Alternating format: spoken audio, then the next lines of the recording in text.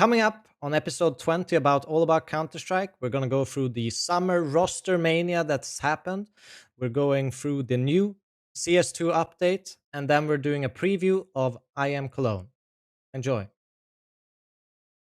Hello, everyone. Once again, we're back fast and furious with another episode, and we've hit that magic 20 number. It's actually not that magic. Maybe when we get to 100, I can say that's some real magic in there.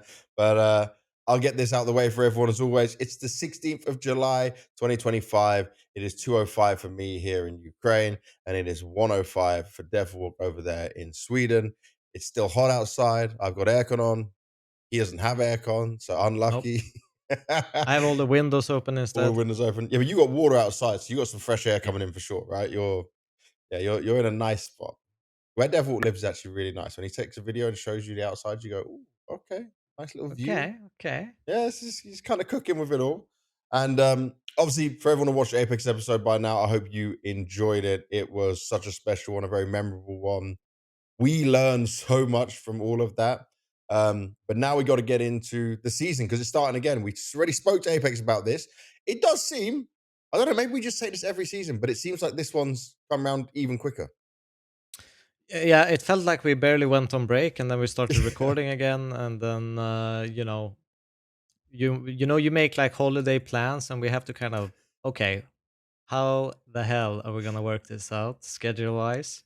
Because you're Normally, I'm the traveling, I'm problem. traveling. Yeah, but I have a traveling setup. You don't have this luxury. Yours is very different. Like, Yeah. you're just traveling within Sweden. You were like, I'm not sure if I'm going to be able to do this. So we'll crazy see thing how, is, but we'll make something work for I sure. need to tell everyone on the podcast this, because the ones that follow your football journey with this guy, I nearly swore, this guy right here is going to go and see Man United play as a Spurs fan. Are you going to wear your Spurs t-shirt? 100%. Are you? My Look, girlfriend. you can get away with that in Sweden. In I'm just Sweden, I telling can you, get away with. I'm never not doing it that in back in London the UK. or Never something. do that.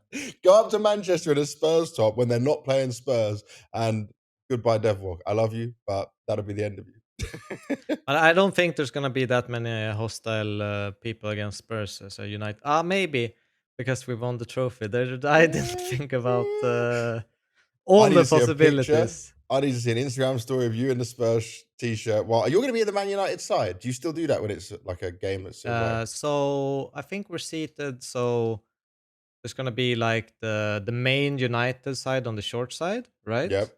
And we're sitting like on the long side, but closer to the United side. Okay, and that's because your girlfriend is a United fan. Yes. Very smart woman. See, maybe And one day she'll. we have some educate rules you. when it comes to watching football together. Yeah, Because I can what are be a those little bit of rules? an annoying prick with my Yeah, you are. smirk and everything. So yeah, there's some house rules.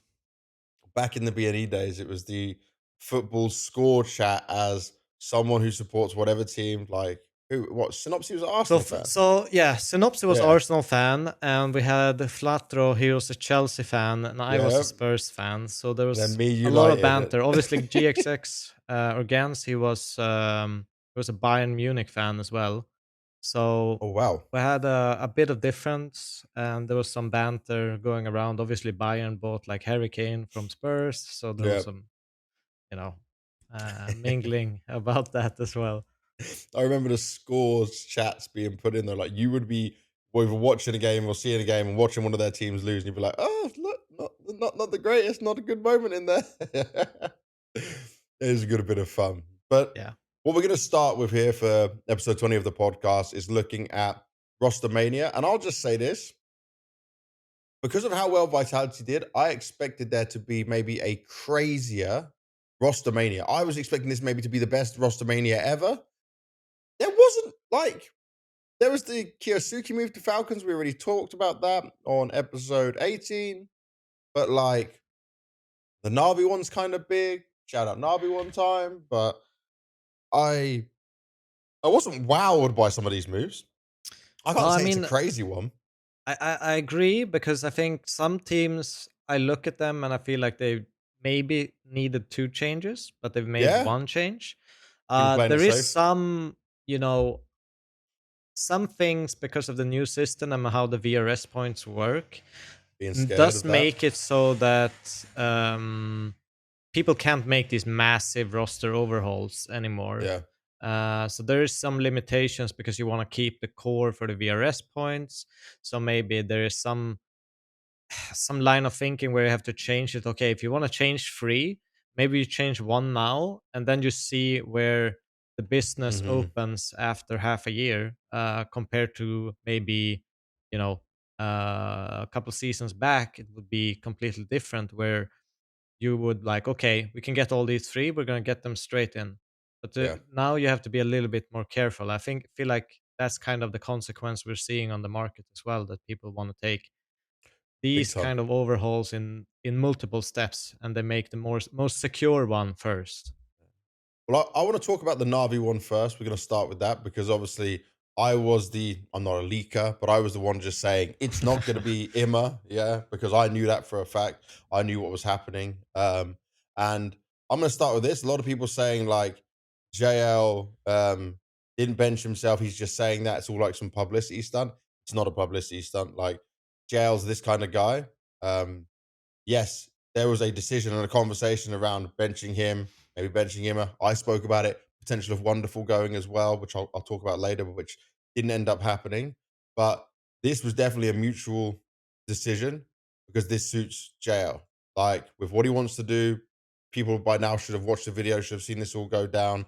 And Mikazi will take a lot of JL's roles. There'll be some small changes in there, but that it's a situation now where we both said we thought Navi would make two moves. I thought Navi were going to take two moves. I thought Wonderful was going to be the one that would also go. Wasn't sure if Simple was coming back. I never heard anything to do with that. I think it'd be very hard to bring Simple back into that team. Yeah, But it's also maybe where you've just said this and it's made me think is that they were playing it safe some more. It's still not going to be a move where I see this makes Navi a team that can beat Vitality or is going to be like a huge improvement. It's going to take some time to get Mikazi adjusted to it. And the thing is, Mikazi's a very good player, but like I don't look at him right now and say that I'm 100% confident he's going to be. To be fair, I'm not even 100% confident Kiyosuke's going to hit the ground running. It's very hard. Like Donk was a wonder in what he did. People yeah. think Kiyosuke's going to be the next one to do that, but I think it's still going to be hard for Mikazi to jump into this system. And do you know what's interesting for Navi now is they don't have this Navi Junior, right? The main Navi Junior that grew up throughout the rankings, they being on the They're ex selling Navi them, right? Junior, yeah. So when it comes to next season, if they do want to make another change or what Navi wants to do, I guess they want to look at what options and who might be available. Maybe there was no other good options of what they wanted available. Yeah, but I feel like it's also it's one of these things where obviously they've had some internal like discussion problems that just haven't been resolved to the degree where everyone is happy and can perform at their best. Just as we talked about with the Apex in the last episode, that you do when you feel like the team is good and you have a good bond and chemistry and Yeah, things are fun outside and inside the game, you do perform better. And it feels like they kind of hit a wall in that and couldn't really resolve it. And I yeah, don't know like what the clashes were or anything, but in my experience and watching people kind of revamp lineups to kind of fix that problem, um it usually ends up being that you kind of have to reset the team in, sorry, it's a boat crossing the water here, but that's a boat. uh I was like, that is an aggressive Hoover. No, it's a boat. yeah. That's where he's uh living, boys. but essentially like kind of changing that or resetting the kind of team chemistry in some sense, where you can Yeah, start over a little bit more. You usually need like two people to kind of change that vibe.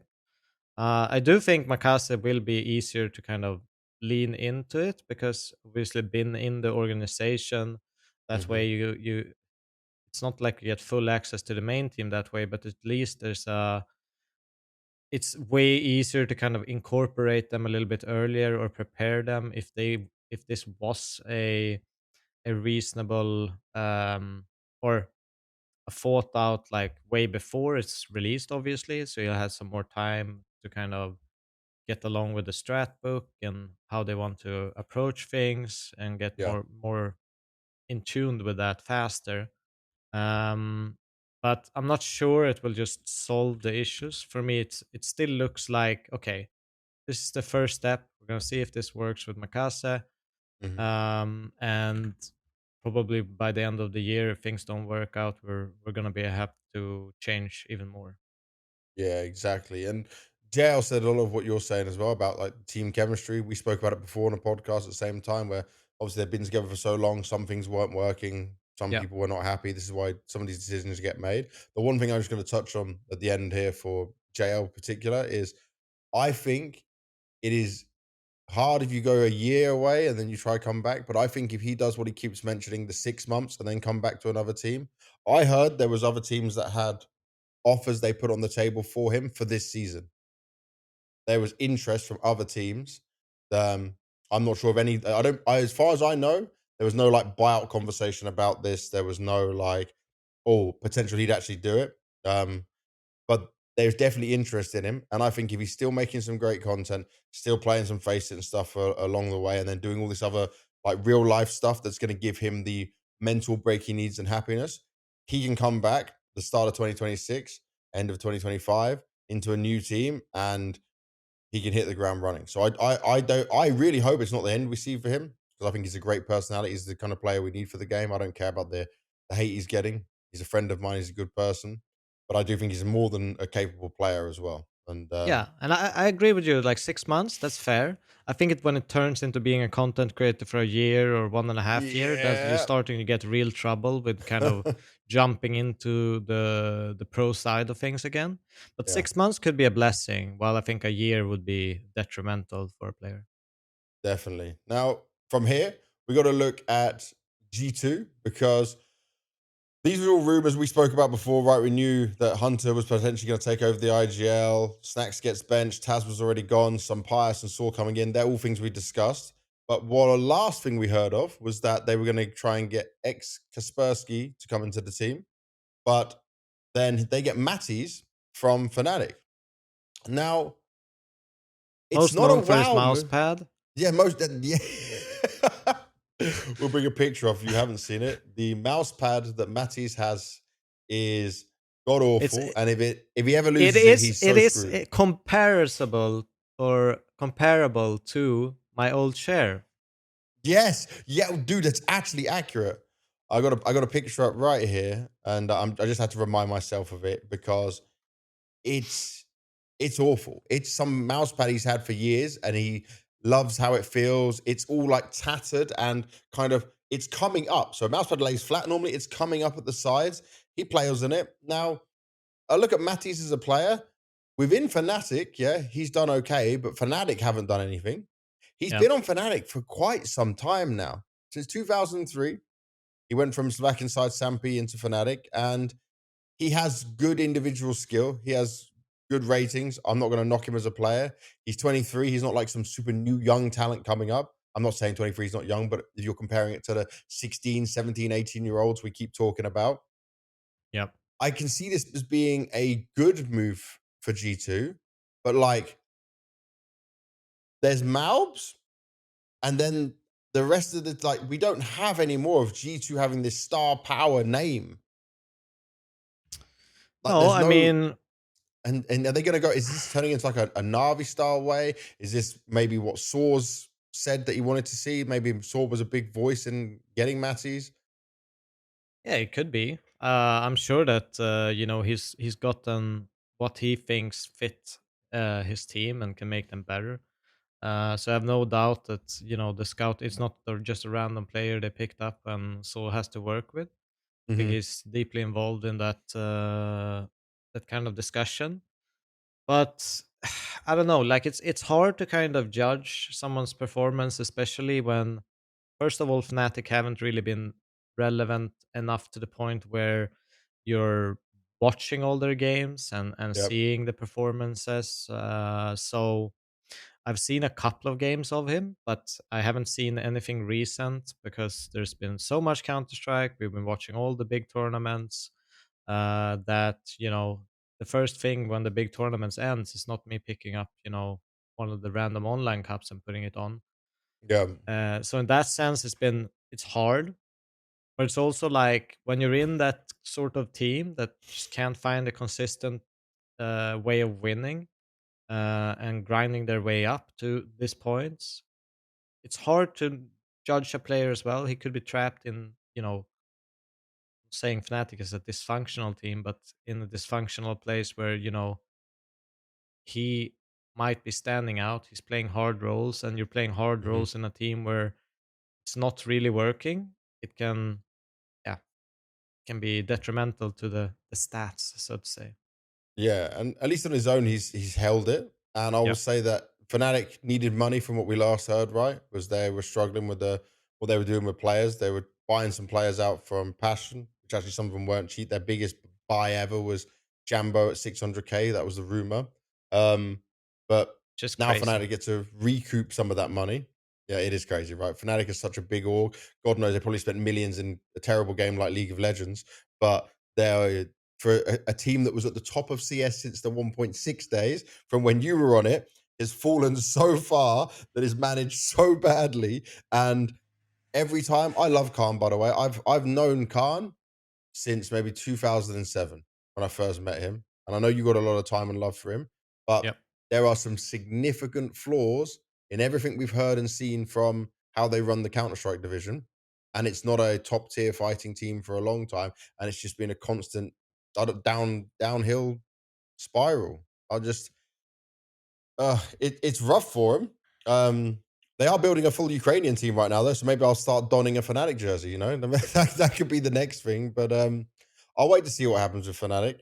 I want to say a little bit more on Snax because Snax got the most, I think, unfair, hated treatment as an IGL, and yet people go, "Oh, he had these games where he was negative KD." Like when my tweet, like there was people saying, Snacks has 0 events with positive KD for his time in G2. Do you think this is acceptable nowadays?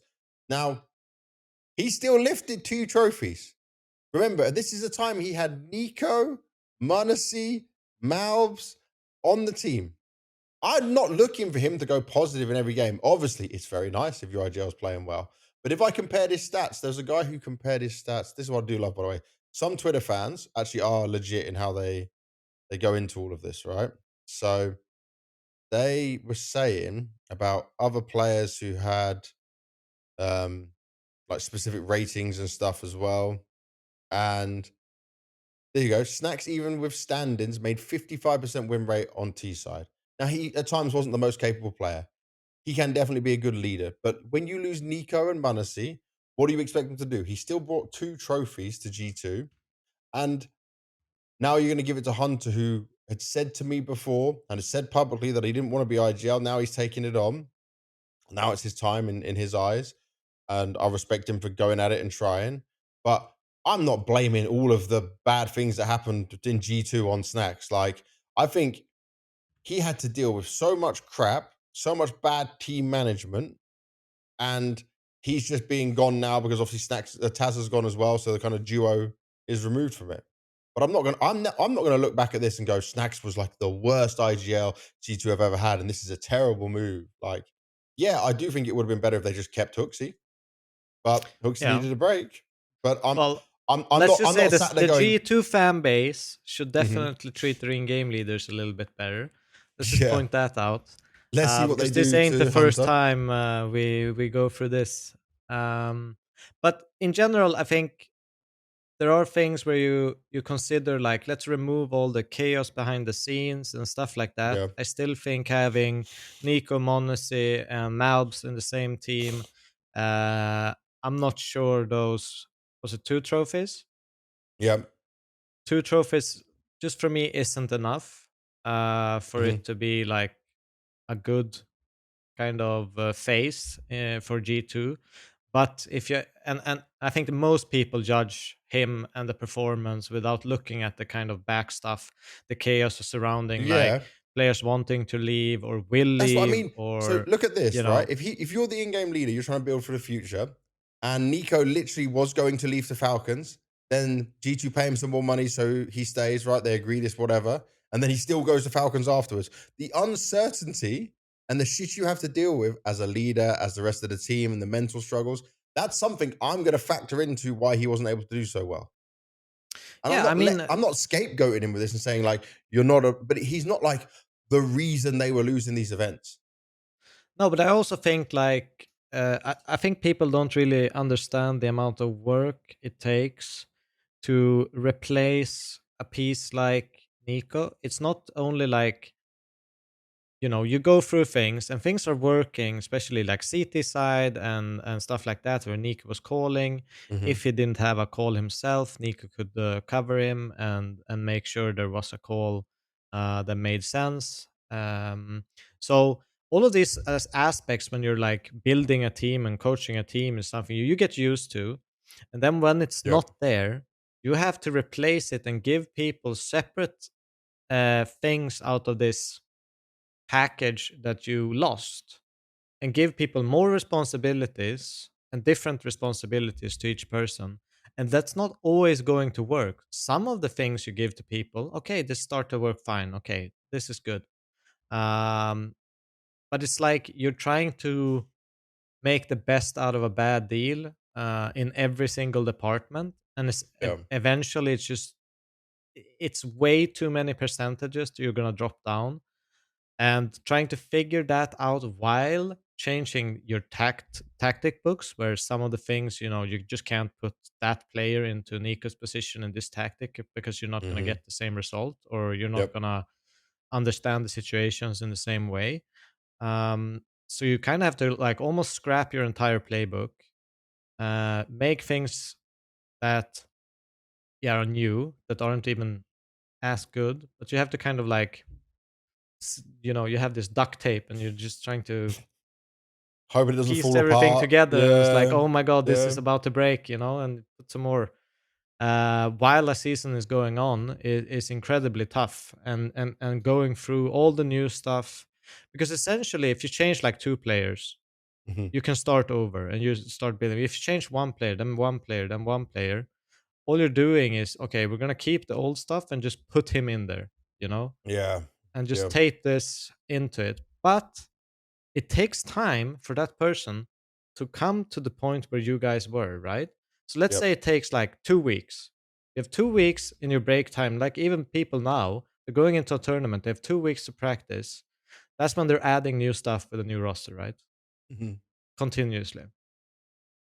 But if your 2 weeks is just, okay, let's get you up to par where we were, you're Then we already want to like do two more. weeks behind everyone Yep. else in terms of strategy, everything. So you're like way in the bottom of where you should be. You're gonna practice against people. People have already seen all your stuff, all of that stuff. So it's really hard to play catch up in Counter Strike while the season is going, because you can't magically, you know, here Yeah. have 2 weeks. You can't take more weeks. Everyone is taking as much time as they can to do the best they can. So eventually, you're just gonna burn yourself out trying to catch up other teams. It's also a bad situation. It just becomes this spiral of yeah, really bad things. So there are things when you look at Snacks, it wasn't terrible if you Yep. consider all of these things and what they had to deal with, but it's still not a great part of the G2 era. Definitely not. And you know, one thing I just want to say about Matty's before we come away from this is that so a lot of these roster moves were leaked because the Cologne player lists, get the roster IEM Cologne roster announcement came out, yeah, on the 11th of July, and obviously Fnatic had already announced he's gone, but like Yeah. G2 still haven't announced him. They're still trying to cook the fucking video up or whatever else and trying to make it happen. So yeah, there's a lot of these ones which come out before maybe they should have, but that's just part of it. Next, we can look at Spirit because we already spoke about Magic's would be potentially going from the team. That's who I had heard. Loads of people trying to tell me Chopper and other stuff, but I heard Magic's will go. They signed Zwei. We spoke about that. You know, we spoke about the rumor of it. So we have kind of covered a lot of this, but I do think that I'm still going to stand on this that Zwei mentally will be a great fit for the team. Emotionally, it's going to change a lot because of the happiness and the type of person that Magic brings. Yeah. Um, and I think that's going to be something that's going to take longer than what Spirit might want or accept. So maybe in game things click pretty good, but in these harder moments, these darker moments, where you need someone like Magix, who's a very positive character, um, it's going to take some time now. And I'm interested to see what Zway can do. This is a big opportunity for him. I think individually he's ready, and he should fit very nicely into this system. Like, I honestly feel like it'll The be a one the bit of one an thing upgrade there. the one thing that is like, how are they gonna sort this out? Because I think Sway and Sontix and Magix, they kind of shared spots in a different way. Hmm. So there's gonna have to be some kind of shift for Sontix and Sway, either one of them, to like one of them needs to be more on the aggressive side than they have in the past. Yep. And it's not sure who it's gonna be, but probably Sontix. They probably want to give the new guy kind of like, okay, this if this is something you're comfortable with, do that. And Sontix can maybe even wants to be a little bit more aggressive than he's been in the past. So it's gonna be interesting to see how they make that fit with him. Hmm. But yeah, he definitely looks like really sharp. He's kind of a creative anchor in some way. Seems to always get those multi kills. Great on the CT side. So yeah, it's gonna be interesting to see. But yeah, Spirit needs someone that has a consistent performance Yep. alongside Shiro and Dong. And if Sway can do the numbers that he did in Amiga, um, then they probably have that. They probably have that Yeah. little bit extra edge to challenge for another spot in the world ranking, at least. Yeah. Another interesting one here. Going to Heroic next. So Tobiz is going to be the new coach of the team. He comes from ours NXT, so he's worked with a lot of young players. He's going to have a hard job in his hand because obviously the previous coach was Saw, and we know how Saw can be.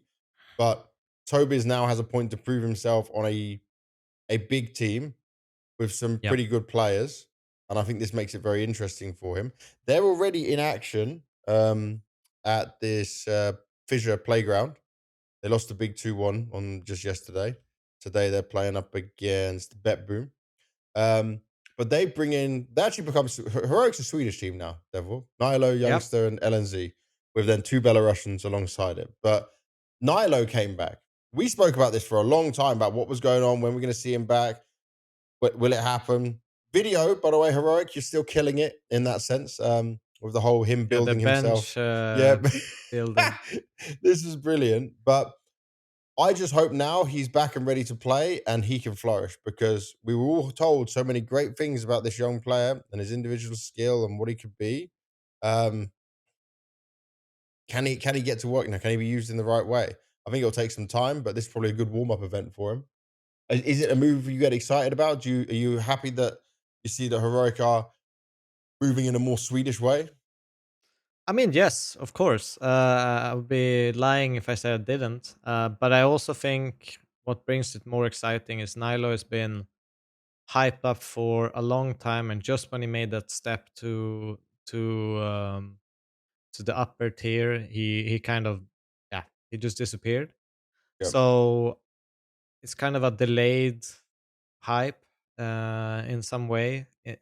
It's weird, but he's someone that's been highlighted by, I think, the Vice even in the top 20 list of someone who could make it in the next year's top 20. Didn't really get that chance for that year, but he's been hyped up by quite a lot of players, big game players.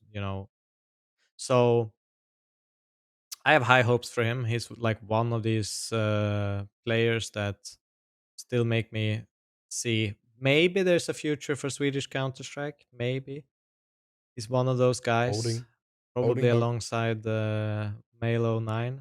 Yep. Um, so yeah, I'm hyped to see him. I want to see more of him. I want to kind of see how he does on the top echelons of Counter Strike. Yeah. So I like the move. I think it's a great move.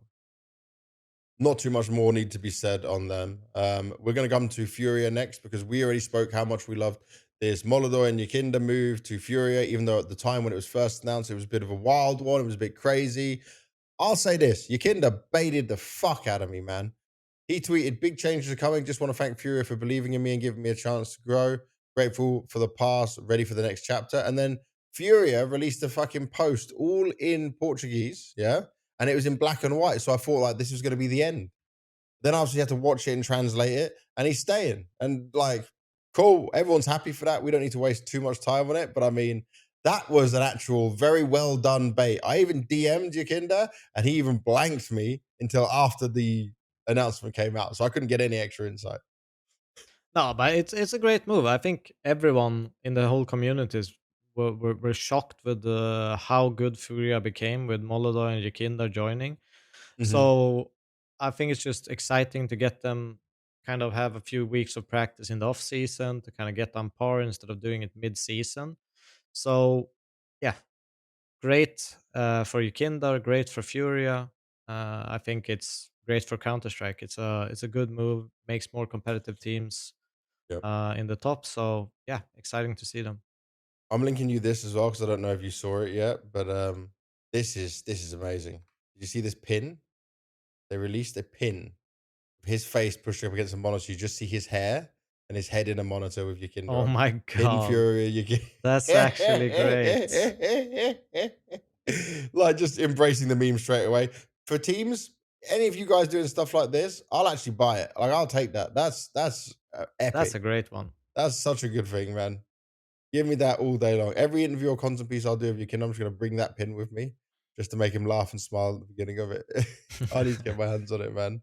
Um, I'm gonna quickly dust over some of the other ones going on in the Brazilian scene. So Imperial decency goes to the bench.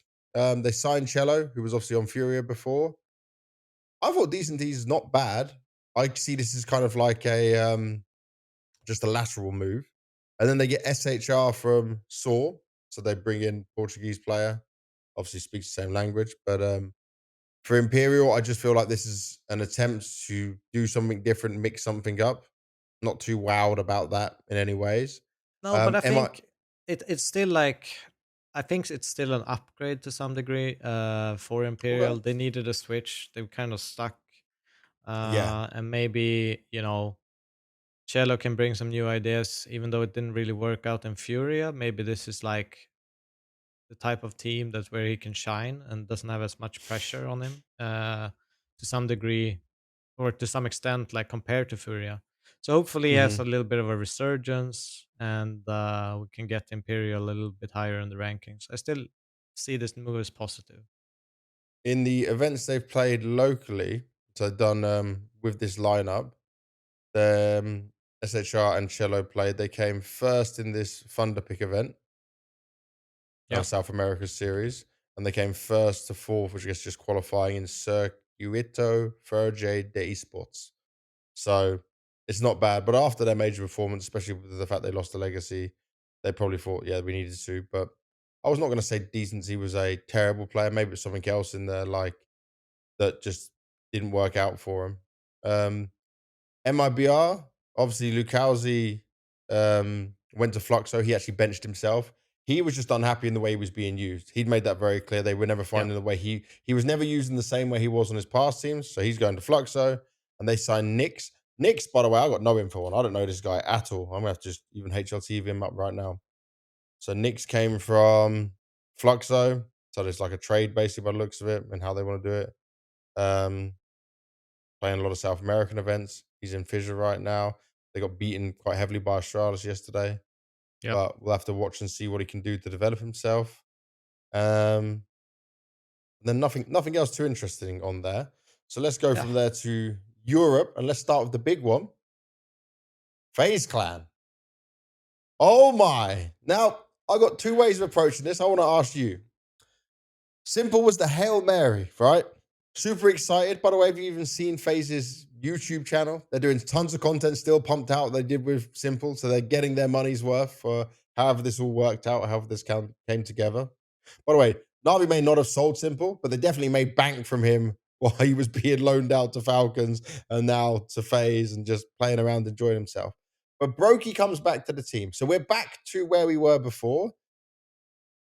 The only thing I'm looking at with this Devilwalk is that maybe Brokey needed a break and they just haven't said this. And maybe they also want to just kick him a little bit and say, yo, snap out of it, get into it. Let's see the God tier Brokey back to this. Could this be a positive? Because I'm not sure now. I'm sat on the fence. Like, I personally don't see much of an excitement for them coming into Cologne.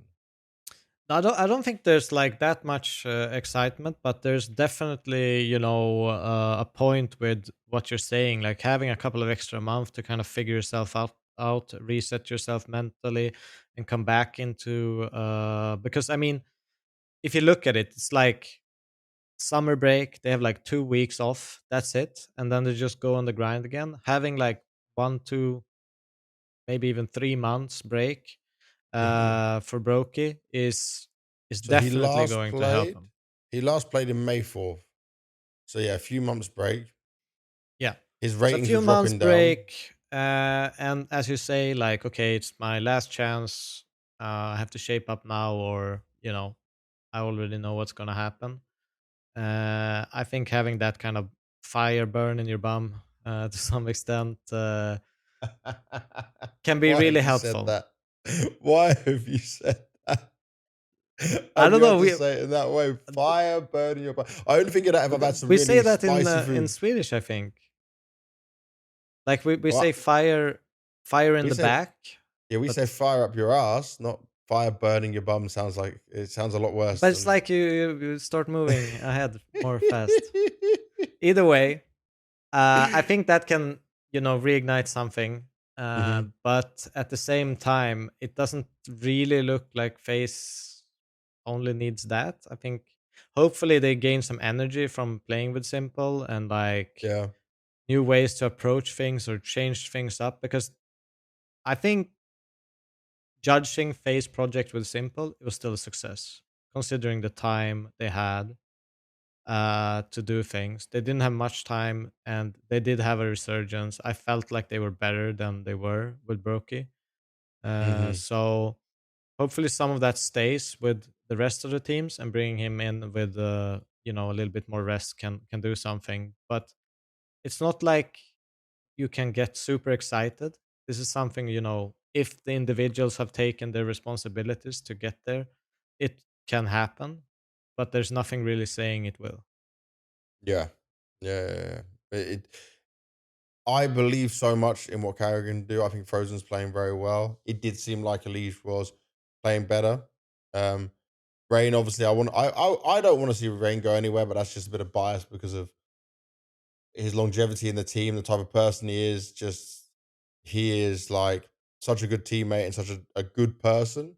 But I also wonder if he's just waiting for his 10 years at FaZe and then he goes, I get that legendary 10 years on one team, not go anywhere, been the pillar of the team in every way, no matter what changes. Um, so yeah, I'm waiting to see now, I think, what could happen because they can't have another season like they did last time. And I don't want to listen to the same excuses from Carrigan if they do, you know? Yeah.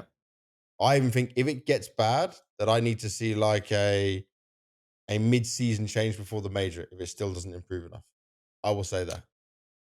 Okay, but that is still like the it's the wrong way to do things. In that case, they should I already agree, do it. but if it, yeah, but if it say it comes back and they've bought this belief that it's going to work out, but it doesn't, would you say a team like FaZe would say, "Fuck it, we're going to go again"?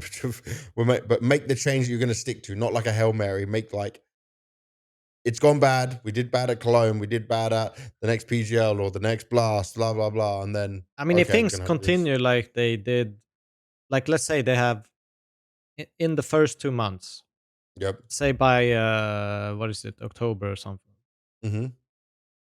or September. By September, if things aren't good by then, and we've seen like them actually competing and consistently getting into playoff spots and like making things close, Yep. I say, you know, screw it.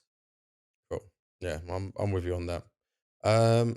All right. From here, we can look at a bit of OG because OG, I wouldn't say has been the most exciting team, but we've seen some glimpses of positivity coming out from them.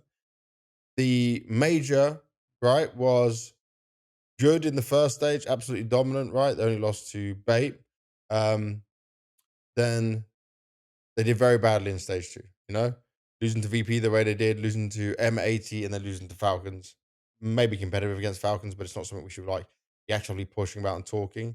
So Buzz goes, obviously was known for his time on the Stars before that, and they bring Adam B in from Metasport. Yep. Firepower wise, this will be an upgrade, I I think think. so too. I think a lot of people probably judge Adam and Metasport's performances, but like they were so incredibly bad that no good player could play in that team and like post It good wasn't saving numbers. I them. feel like Yeah, at the end when they came to the major and like a month before they looked like pretty terrible, yeah, to be honest. So I think it's not, you shouldn't judge him as a player based on those 2 months. yeah. So I think it's an upgrade. I think he's always been kind of like up and coming, good and stable in the Swedish scene.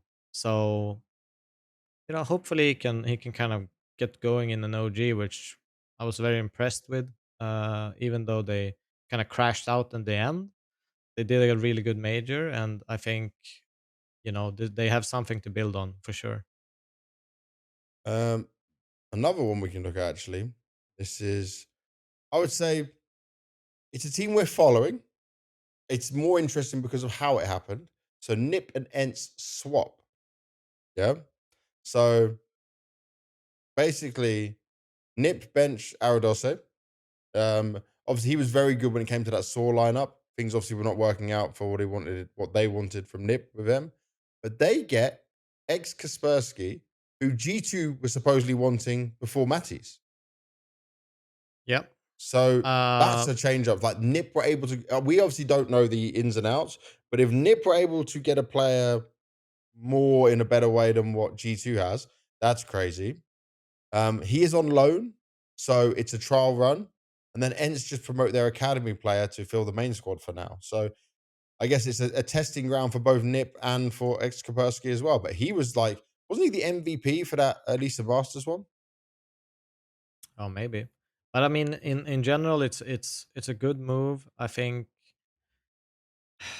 like, it didn't really work out for like this Portuguese side of NIP that well, Hmm. or not as much as it did in like Saw. They were really, really both like good players, but one of them had to go, and Aristose was the one that he was away for a bit, right? As Yep. well, like didn't play with the main lineup in the beginning or something like that. Okay, so I'll tell a lie. There was no MVP for this event, but I just remember him doing well.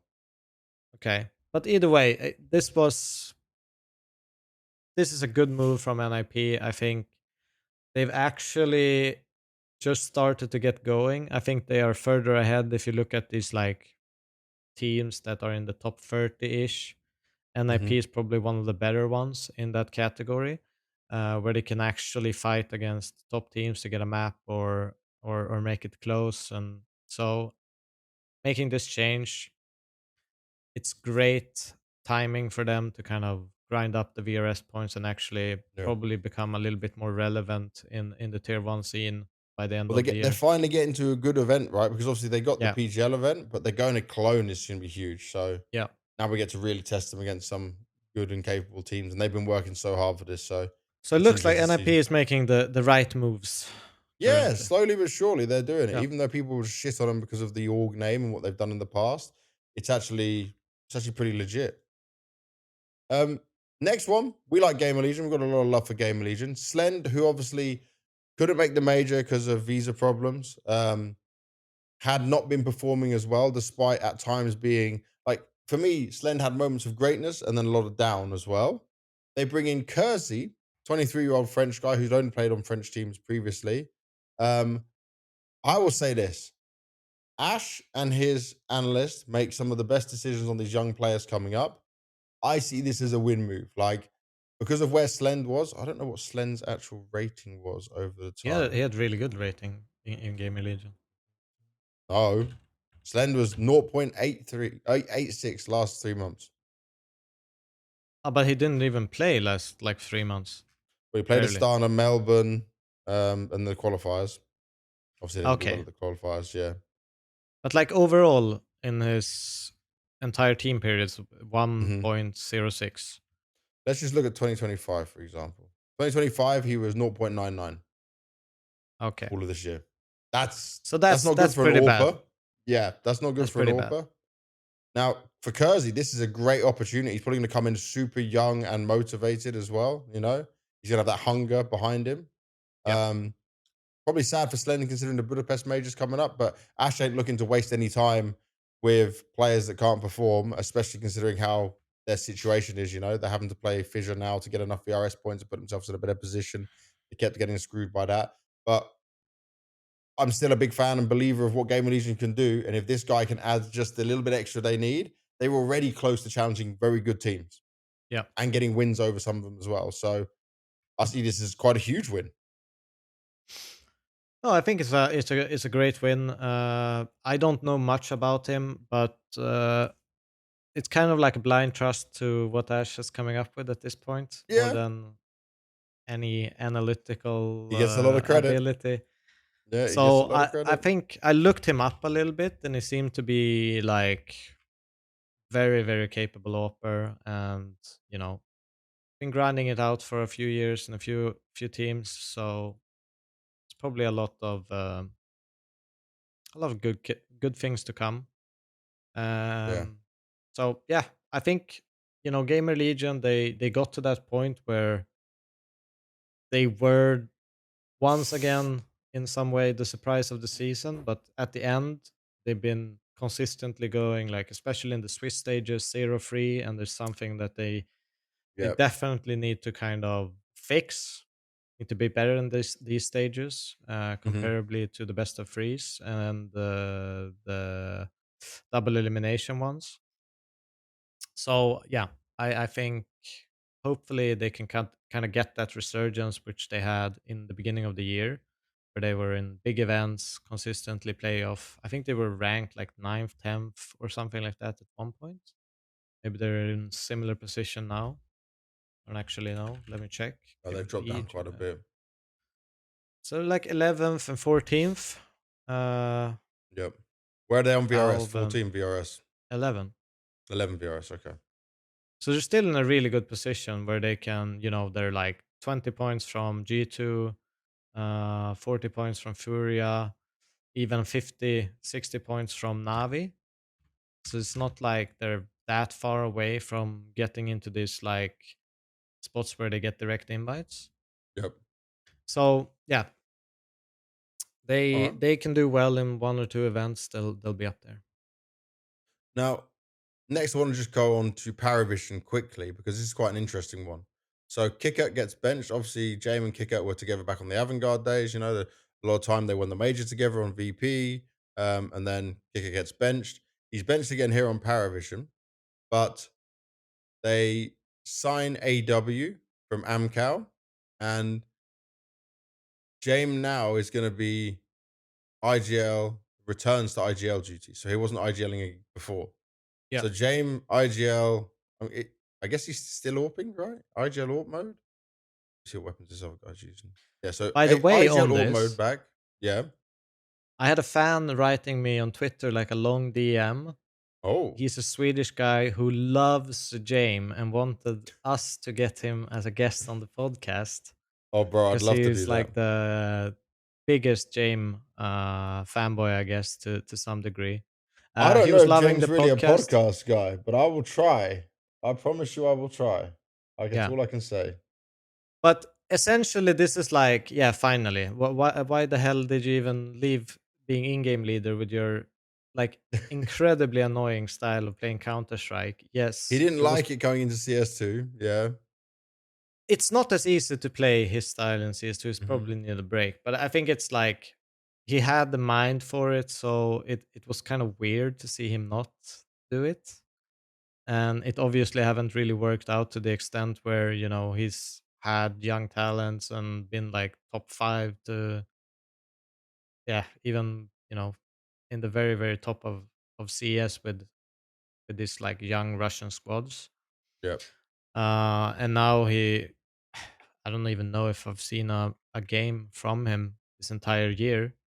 So it's nice to see him back. I think everyone wants a little bit of game time back. Who doesn't in some way? I'll say this. It's quite interesting that obviously Parry Match or whoever they are sponsor Amcal and Parry Vision's obviously the Parry Match team. So I Yeah. guessing there wasn't even a transfer in this deal. Like this was just an easy decision, easy win to make. Probably one of those kind of moves as well. So it just makes sense from everyone's side of things. I'm surprised Amcal's still at the team, to be fair, because that was kind of up in the air award. But yeah, just it's one to keep an eye of. And my hot take is that James at some point will find a way to bypass with whatever team or players he has to bypass Virtus.pro in some way. Yep. Actually, we need to talk about Virtus.pro because we were there when we heard the Perfecto announcement. Yeah, remember we recorded extra parts of the episode, but we never spoke Yes. about this. So we can actually talk about the fact that Perfecto has played. So Perfecto has now played a game. They lost to Tyloo, who had a stand-in. Just to be clear, Tyloo didn't have G. They had their coach playing Zoking, and they still lost 2-0. They lost. Let's go. So they lost 39 on Inferno and then lost And 16 overtime. 14 on Anubis. Um, I'm not going to blame Perfecto for this, by the way. I'm just going to come back to I made a tweet. Where is it? I made a tweet not long ago about how, and people, by the way, hated on me for this, said, like, I just hate Virtus.pro because they're Russian. That's not true. Actually, I like some of the players on Virtus.pro. I have a good relationship with these guys. Where is this? How do I search my own tweet? Search? I need to search the word Flamus. I'm not Twitter. Flamus and Becky.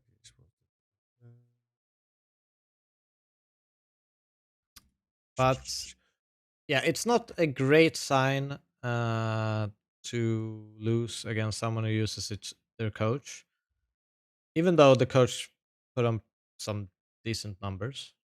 Um, it's actually not even the worst performer in his team. That's kind of crazy, huh? He was backseating the whole time. He's telling everyone what to do. Yeah, it's like, look how easy it is. No, but Yeah. I think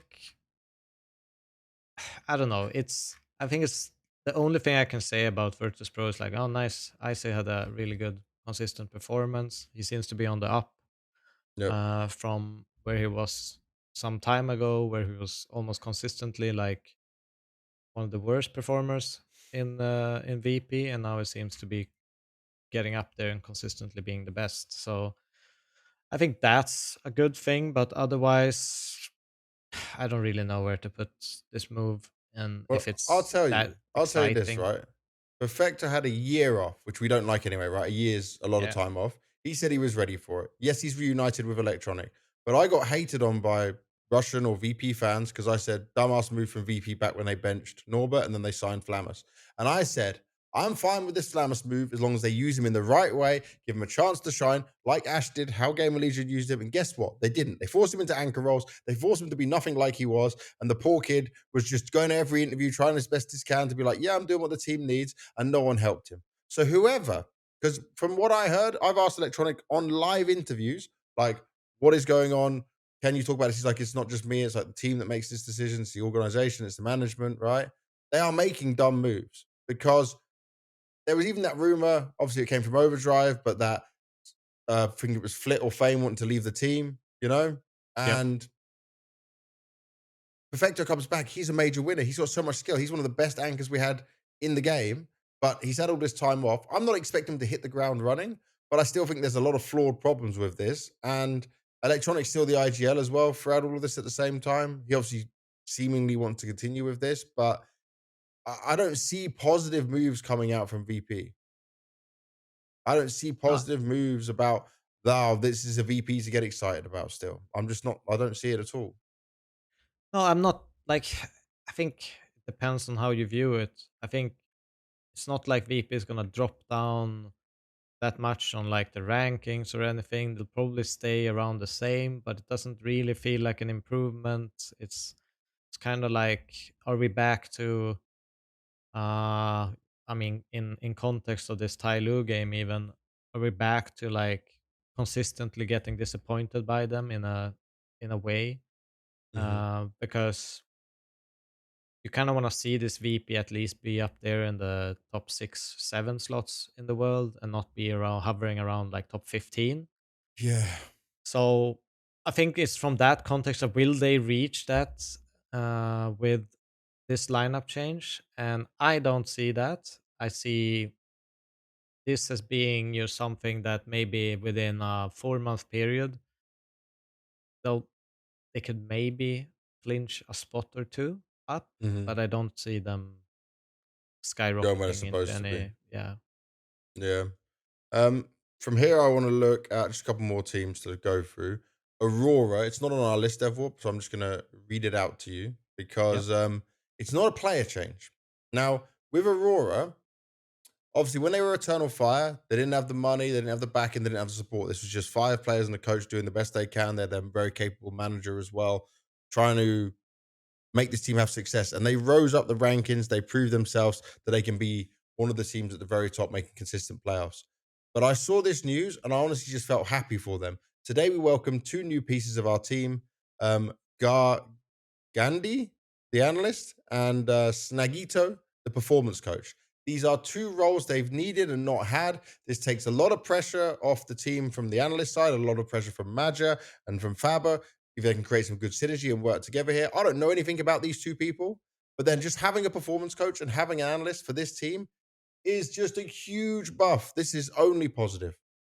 Yeah, I mean, if we look at Aurora, they consistently come to playoffs, but they consistently break down in playoff games. Yep. Some of the most important things for a performance coach is trying to get them into that headspace. Okay, what changes when they go into a stage? What is their mentality to get nervous and to be able to deal with that and maybe even find some solutions for that so they can still perform, even if it's a crowd or it's a high pressure game. I think that's what they're lacking, and maybe we'll be able to see them, even lift a couple of more trophies by the end of the year because Well, the first trophy. they First are trophy. consistently, even against like Vitalities or whoever you want to put them against. They make it close and they consistently make it. It's a dangerous team to play against. Yep. Uh, Especially, well, the one nerf they have gotten, we haven't gotten to that, is the Anubis being removed from the map pool, uh, which is a detrimental to them. Yeah, yeah. We'll come to that a But little bit later on. yeah, yeah, we'll come to that. But it's still it's a perfect change for them, as you say. I think Yeah. it's great. It matches up with what they're having difficulties in. You know. And just because you're here and because it's Eyeball as an alliance, a bit of a Swedish shuffle going on, just give me your thoughts on that because I'm well out the Yeah, so picture on this one. there's a lot of like kind of switching between teams. Like, Yeah. so the big ones are obviously Eyeballers Alliance, Matty Sports, and Johnny Speeds in Okay. Sweden, and they've all made kind of a shuffle. I think Johnny Speeds announced as we are recording this just like a minute ago. I can see it Uh-huh. 37 minutes ago. They're picking up a Swedish player called Mains. He's a stand-in at this point, 16 years old. Kind of He's looks a bit kind like of in Brolan. that. Yeah, yeah, he does. 16 Uh, year old, no namer, his Twitter says. but he's kind of like, he's been playing with this kind of, there's like the Elite series in Swedish Counter Hmm. Strike, where he's been doing good in that. He's kind of played, from my understanding, in a team that kind of just are friends and play for Okay. fun. Yep. He's So still at he's that making a age. little bit extra step up in that. The thing is, he obviously wants to complete school and stuff like that. As far as I've been told. Yep. So yeah, so he's kind of like in that semi all in position. He can't do it like mega full time, as if I'm 100% So confident. who of these teams has a chance of making, because Medisport before, like if we look last year when they had ZTR, Yeah, so it was like the Metasports team we got got excited about. But minus there's not. Plessen, and no, that's Alliance. Sorry, they got Poi. But Metasports, they had Hampus and they had Adam B, right? And they got Mhm. Mail 09 and Jaquinho. So Okay. I But think who tell Yakinda us with now, in-game lead. who's the most exciting one now if you're looking at this full Swedish team, excluding this new heroic that's not full Swedish? Like Well, who I will. has the chance? So for me, I'm gonna pick Matty Sports because Still? Okay. yeah, because Mail '09. I think Uh-huh. he has like incredible potential. Hmm. Uh, so I think they will rise a little bit in rankings, and hopefully he can be able to shine in that team and do good. And hopefully we can get a little bit of resurgence from people like Isaac, Plopsky. Uh, so I'll probably put it on them, even though Okay. yeah, it's mostly They're still the because of front runners. I'll say it mainly because Mail '09. All right, let's look at some of the rest of the world as well. Got a few more to go through here. Quickly, we'll do FlyQuest because this is just an instant upgrade. It was rumored that JKS would be joining FlyQuest. Liaz is the one that will depart. Liaz has been, wow, Liaz must have been with the team for a long time.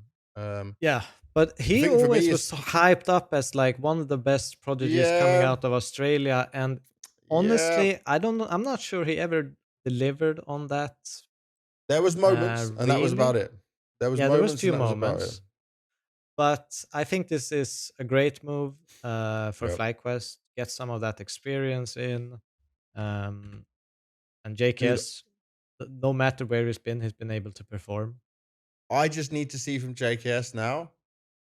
People say he's too quiet or whatever. I don't care about that. I just need to see him go a bit more ballsy, a bit more aggressive, not in the game, but out of the game at his teammates. Yeah. Give everything. Because even like Netic and Regali are the more fresher players, yeah, to like the Counter Strike scene.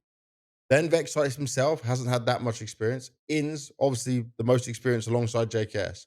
But Yep. JKS's experience is like huge in comparison to the rest of them. Yeah.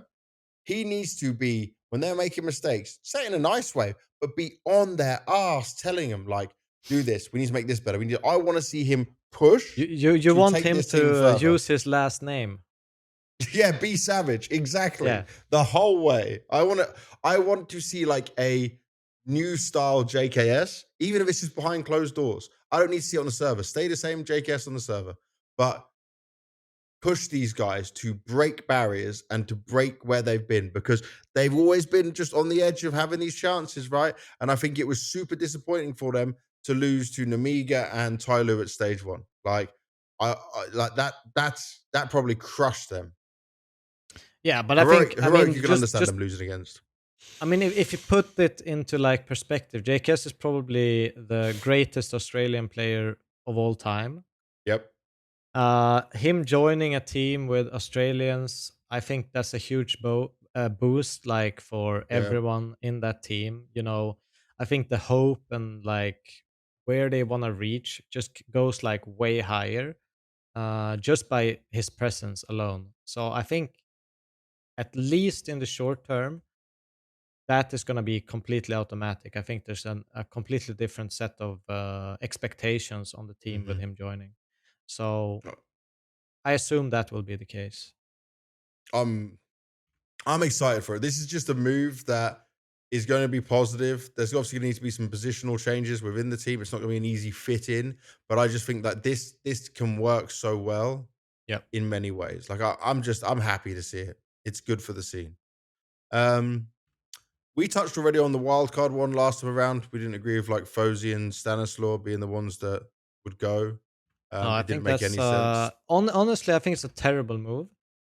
Yeah. And I'll tell you why. I think Wildcard did something amazing to create that team and basically qualify for the major like as soon as they could, Hmm. with a squad that's still so recently put together is a Hmm. massive achievement for a North American team. Massive achievement. And I Yeah. think going from that step to this, and then it feels like almost a panic thing where like, okay, we need to start making changes to the next step and the next step, and it's too early. I think it's way too early to be started thinking in these kind of terms for a team like Wildcard. So a little bit disappointed that it feels like a little bit of a panic move. Yeah, personally. yeah. I don't agree with it at all. M80, they signed Hex to replace Rec. They actually also, I think they just did it, right? They qualified for ESL Pro League. Am I right? Yeah, M80 secure ESL Pro League spot. This is a great run from them. From M80, that honestly was probably the most boring team to look at, even at the major, just was lackluster and disappointing. To then come through the North American qualifier. I know it's not the toughest qualifier out there, but they still won with a new player change in there. Let's have a look how well Hex played during that. So he went. This is just gonna be a quick rating check. Yeah. 1.15 rating across that. He should farm in these events, but I think this is a positive move. That's a step up for them. I think Um, something needed to happen. I think for me, they were almost certain, you know, 0-3 that didn't happen. yeah, they got away with But that. for me, I was surprised they got a win, Yeah, and that's not where you want to be as a team. no. So something needs to change, and they've made at least one of them. So hopefully that's gonna be a resurgence for the team. Complexity, really quick, because they're adding Mifar as a temporary coach. As far as we know, and what the understanding for the outside world is, that Complexity don't have a lot of money as an organization to put into the CS team, right? Especially with the state of North American Counter Strike. So Yeah, obviously, Mifar didn't have a role after leaving Liquid. Being able to be a temporary stand-in is going to be positive for both sides, and maybe it can be something that comes to a head in the end. They needed a coach. They didn't have anyone but their manager there the whole time. They were lacking everything. Or yeah, complexity. still did good considering. Yeah, considering Um, everything, not even having Hulzaka sometimes. yeah, so I think Um, yeah, that's good for them. yeah, we don't need to go too much on that. The big one here though is Liquid. I have a lot to say on this because they've taken the old Navi analyst, Flashy. Now, Apex spoke about it on the podcast with us, right? Flashy is the type of person who always wanted to be a head coach. I'll tell you now, this guy is ready. This coach, as an analyst, he was amazing for Navi. What he does, his work rate, the time he puts in. I'm sure, by the way, this all these analysts put so much time in, but it's the way he was working smart as well as hard. The details he was able to bring out, the time and the way he could help individual players. He was able to work with Blade in a very difficult system, which is unlike anything else other teams have. Flashy knows good Counter Strike. The crazy thing is, and so I'm just gonna. So for Flashy, he went from, look at this. He was coaching FlyQuest Red, the female team, then into Liquid now, and before that, he was analyst for Navi. But these are big jump ups, and that's proven to his work. And I said when this came out that this is a bigger loss for Navi than it is a gain for Liquid, because Liquid, then Joker Steve came out and said Liquid aren't making any more changes, which means NAF staying. I'm sorry, that's a terrible. I don't know what the hell's going on, but this is awful. Like, so you're going to tell me they're going to play out the rest of the season with Naf, Nertz, Twist, Shuhei, and Ultimate. And guess what? They played in the ESL Pro League qualifier. They now need to play Europe close qualifier. They lost to Sashi 2-1 in the opening game. Yeah, Now, it's not looking good. I'm not saying Flashy had time to change anything or work on anything like that, but you come straight off your break into losing that, and then you're going into Cologne stage one. I don't care if NAF individually might have performed well or something. It's, for me, a change needed to happen within Liquid, and just adding a coach isn't it. But it just feels like it's not really only NAF. It's like the team doesn't really look that exciting. Maybe it looked way more exciting like a year ago if this When it first was came going to together. be a team. Yeah. But You mean before Shuhei, right? yeah, but like if this was a team a year ago, I think it would been really exciting to watch. And I'm starting to lose a little bit on them because they haven't really showed anything, to be honest. Yeah. I just love to Uh, have a better understanding of what is going on, because I believe their performance coach, Edwin, he's also left. So they don't keep him anymore. And everyone I spoke to, and I'm talking personally to the players, not just like talking on an interview where they probably always have to say, yeah, he's great. I haven't heard negative stuff about him. yeah, Like, he's one of the performance coaches that are doing good work, not just yapping and taking a lot of credit for things. So they obviously believe in this, but I'm not sure if all players believe in this personally. And there's going to have to be a lot of changes, a lot of work to be done. They need to prove us wrong. They need to prove They the seem to community be in wrong. a similar boat where FaZe is, where everyone needs to step up a little bit. It's not just one player. I think there's multiple players that needs to do a few percentages better for them to start kicking it into gear. Yeah, yeah. But yeah, it is what it is. I still think, yes, you know, I'm a NAF believer. I'm a NAFer. You are, Uh, you are an alpha. so yeah, I hope they can kind of get a resurgence. Maybe this was way too early. You know, a Hmm. couple days cracks and straight into Yeah, official. But you're finding a way into positive thinking on this. yeah, and maybe flashy kind of joining in gives them that kind of way. Okay, we've had this loss. What didn't work? What went wrong? How can we fix it? Yep. And because even you can look at Vitality, the first tournament that they played um, with the bounty on land didn't go that well. New edition takes some time to sell things in, but hopefully they did the same as Vitality and just sit in the prac room and make Yeah. sure that everyone watches and everyone is in tune and hyped to make this a good thing. I'll make a judgment after Cologne, I think. I know that it Yeah. might even be too soon, but just because you didn't change players, you only changed coach. I'll make Yeah, I my think that's judgment after fair. that. I think that's fair. We'll come on to it. The last thing in Rostermania, it's one final goodbye to our boys. The Bad News Eagles is done. It says here on the post, a chapter closes. After many unforgettable years together, this time has come for our team to part ways. From the very beginning, we set out with a dream to compete at the highest level, to push our limits, and to leave a mark on the Counter-Strike scene. They 100% did that, and you were a big part of that as well, my friend DW. Um, Together, we qualified for 3 majors, broke barriers, and made history in the Albanian Counter Strike community. We're incredibly proud of everything we've achieved, not just the victories, but the friendships, the grind, and the memories that will stay with us forever. I have so many good memories from this as well, and I Yeah. was just a manager.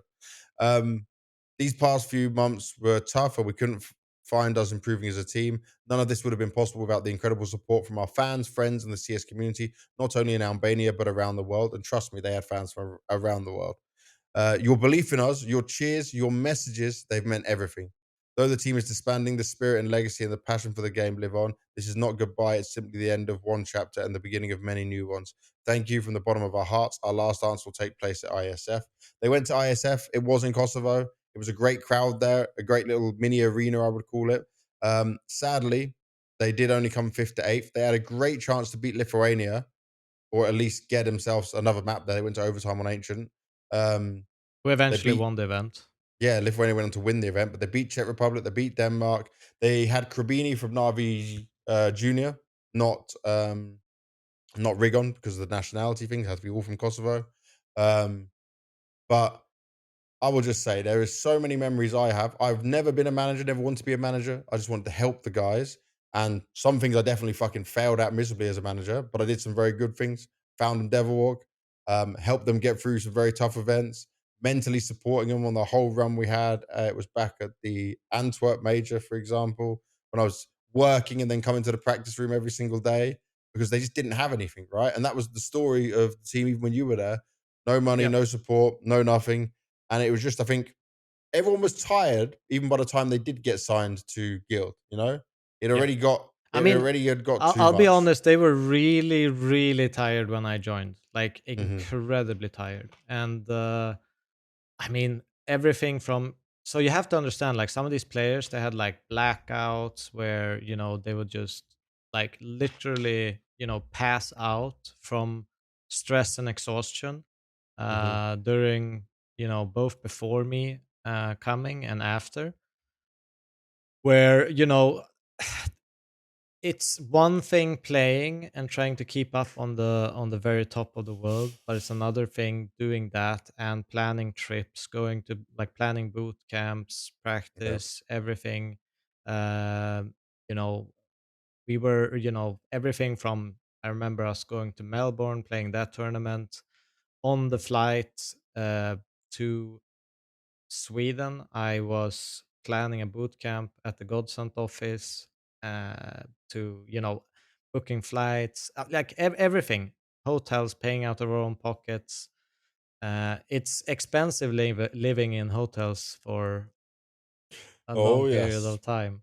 So I think Joy what they've done is unbelievable, and I have so many good memories, and I'll cherish the friendship and the bond I've created with them forever. Like yeah. it's, Some of the you know, nicest people as well. Like, yeah, as someone when I they're came to them, crazy, but right? they're incredibly nice. Very crazy, very fun. But, like, I remember when I spoke with Rigon and I sat down and I said, like, "You have nothing." He's like, "No, it's just us 5 players," and at the time it was Stickler coaching. And I was like, "Okay, well, you sound like you got just screwed in your foot." Like, they were about to sign a contract. Someone was trying to screw him over. I told him, "Don't sign that contract no matter what." And I remember, I think it was a Rio major, um, Stunner, I don't know why, just thought he was trying to throw some jabs my way and was like, "So what does Banks do for you if you guys are still having to, like, book stuff and things yourself?" Like, I was the one invoicing everything. I was the one having every meeting and conversation with organization. I was looking over contracts. By the way, I have someone look over my own contracts. Yeah, I don't look over my own contracts. I have an agent for that. But these guys had nothing. So between us, we all took responsibilities to do a bit of everything. And Yeah, remember, because the players were paying it all for themselves, like, you could find hotels for someone, but someone still had to go through and book it all and put the money in and split that between the 5 of them.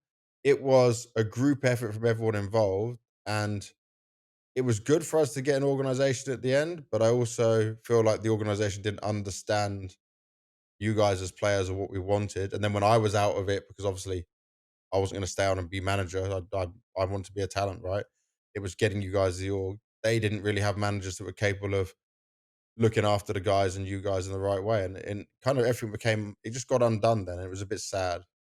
Um, but I think yeah. I mean, they left a mark on Counter-Strike history in what they achieved as the group of players and people they were from a country that's heavily underrepresented but loves Counter-Strike and is very skilled. yeah, I mean, it's one of these things. We talk about Navi and how long they stuck together, and they have some internal issues. It doesn't mean Yeah. it's exhausting. It doesn't even matter if it's your best friend or not. It's exhausting spending that much time together, constantly being with each other, and the pressure. It's hard to put pressure on friends in the Mhm. same way as a colleague.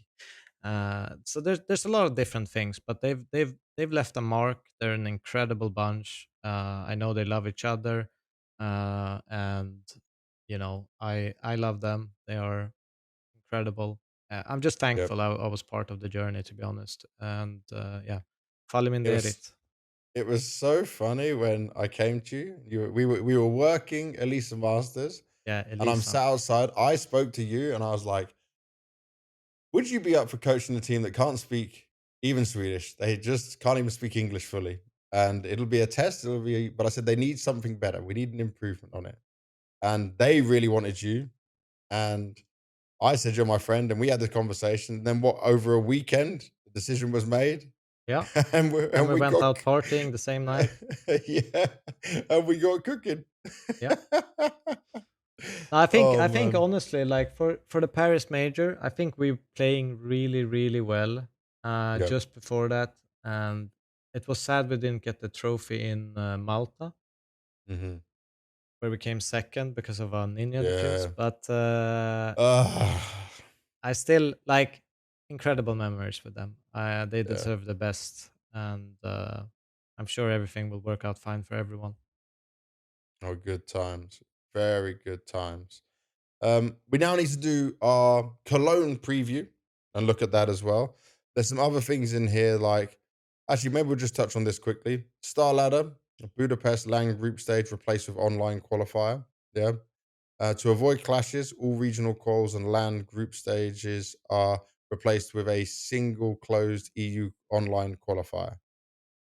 And it's not great.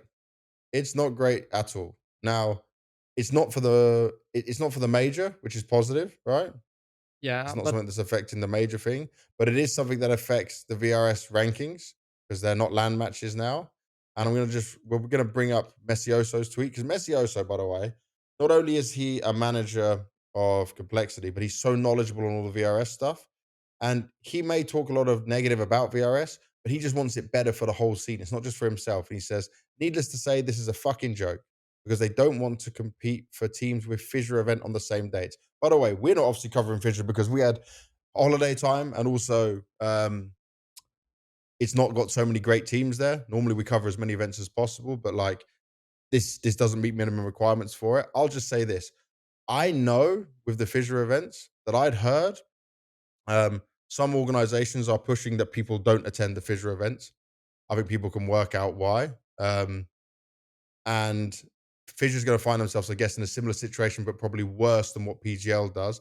The only teams that will attend these events are teams who desperately want to make some extra VRS points on it. Yeah.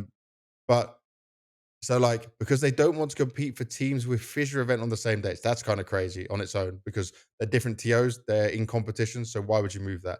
So now 12-ish teams lose out on a full LAN event, especially teams from non-EU regions. TOs announce events a year in advance. Teams plan around X amount of events.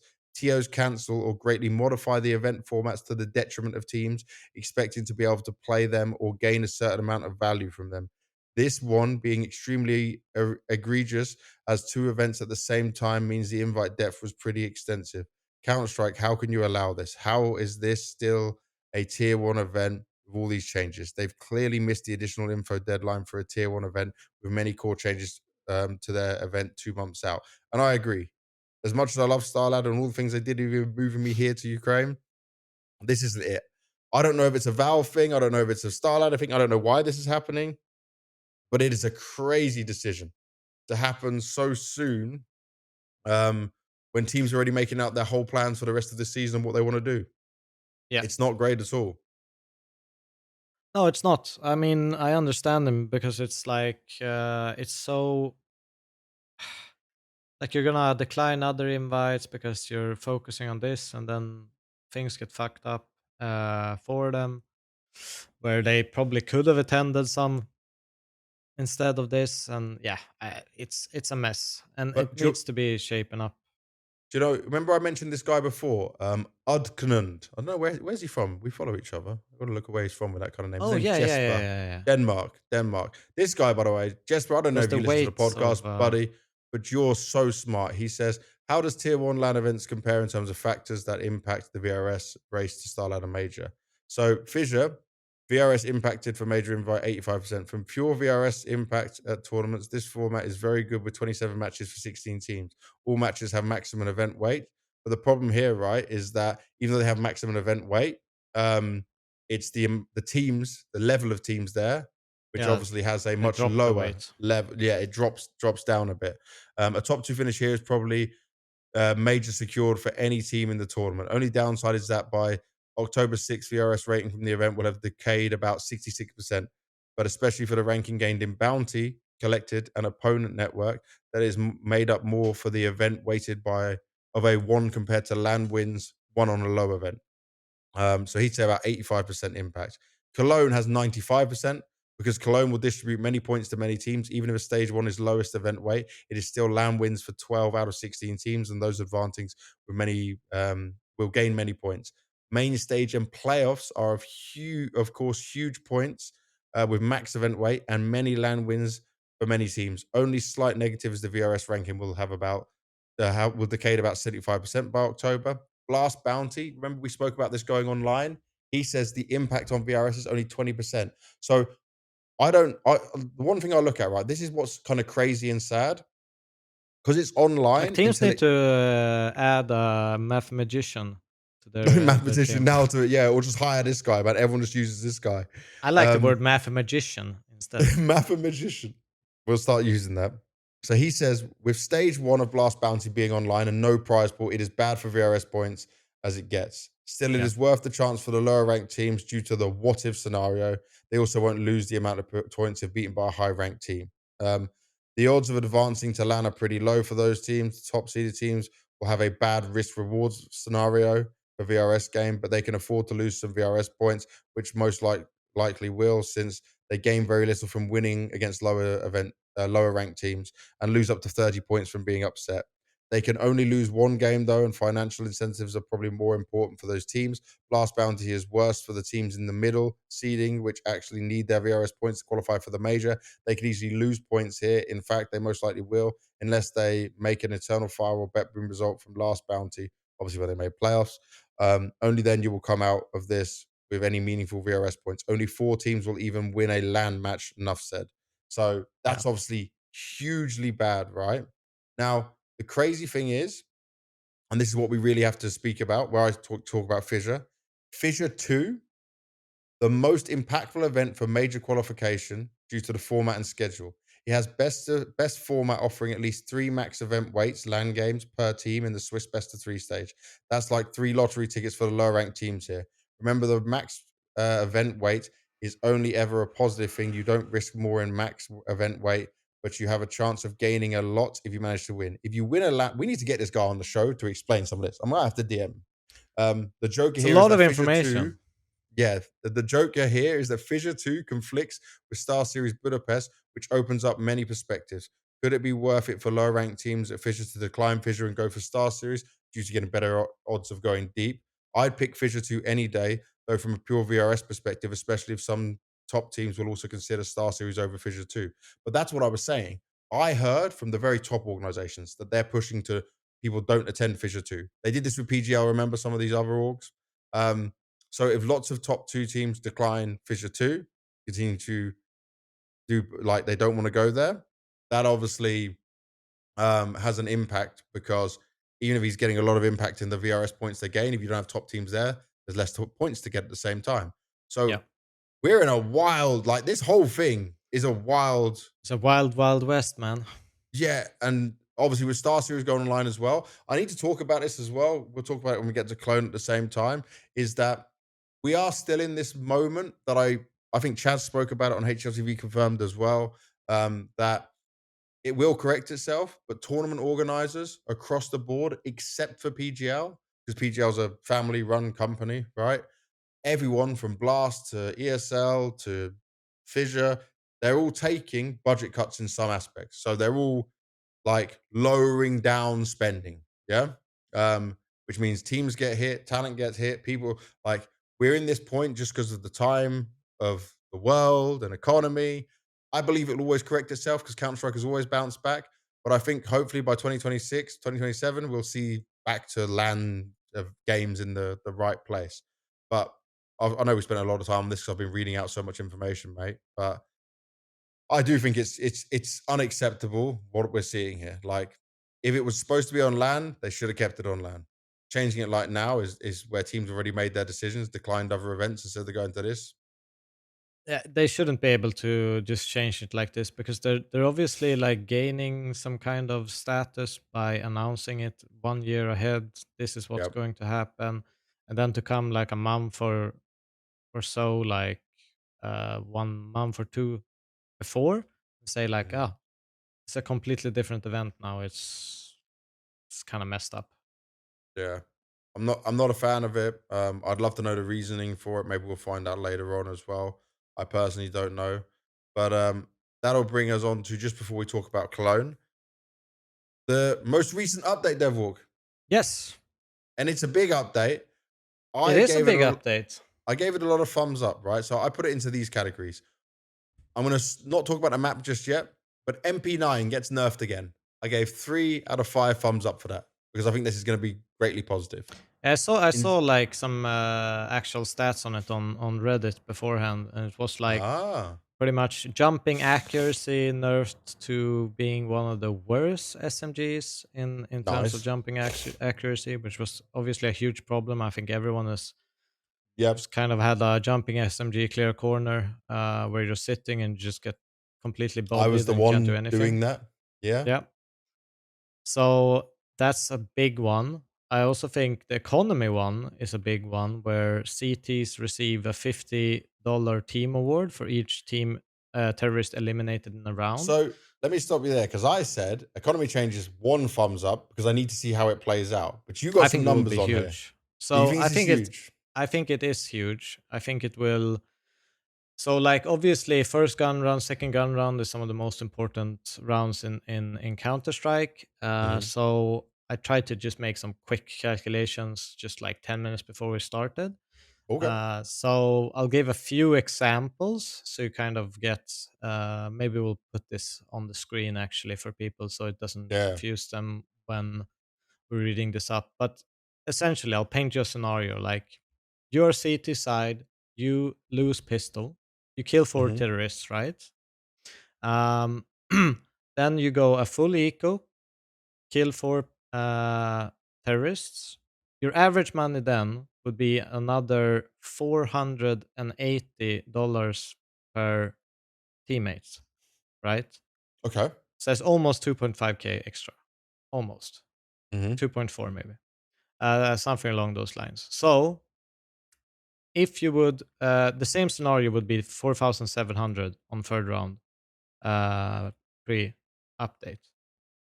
Now a little bit more of a like scenario which we see in pro games. People won't kill Mhm. 4 people on like a full eco. It happens, but it's not very likely. Yeah. So let's say you would do the pistol lost, you kill 4, you force buy like for 2k, kill 4 people, but lose the round. Yep. Um, You're still getting and the maybe increase you of have a 200 per third round player eco, you would have $6,520 for the that third round. round. Yeah. Ooh. So there's like because you have the both the increase in you know the round loss bonus, but then you have the extra of Mhm. these accumulated So rounds of that 4k extra kills. for me to understand would be for the example you gave, you play pistol round, yeah, and there's only one T surviving, but you lose the round, You get so you killed four. $240 by average for each player. For no Would it, wait, would it not 200, be 200, 200? 200, two yeah, yeah, hundred, yeah. and for the kills you get 240, and for the so previously you would get 240, and now you get Mm-hmm. 440 extra money for the kills Oh. per You player. th- how positive do you see this? Is you just obviously we've not played it, but this No, happened but just you know last these night. rounds where you have like 4.3 or Mm-hmm. 4.5k, and you're forced to a buy round. Yeah, Imagine every single player on your team being able to afford a Molotov on CT side. yeah. So that's the change, essentially. It's a Mm-hmm. little bit less than that, but that's the change. So instead of just having a smoke and full armor and an M4, you could add double flash or a Mollo or maybe HE flash. So having that extra pair of nades is actually a huge deal on some maps, especially like Infernos and well, essentially every map. But you see where I'm going with it. But essentially you'll get a lot for each round. It's like imagine like $200 extra per round is still could be Yeah. massive. So I think it's a good change because it'll make these like awkward buys where like, oh, we have to buy, and then we have 4.3, someone has 3.9.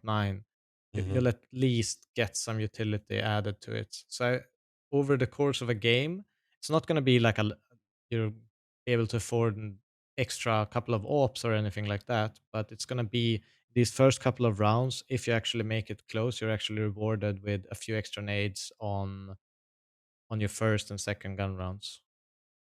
That's big. That's really big. And then on top of that, the incendiary grenade is also going to have its fire spread more rapidly.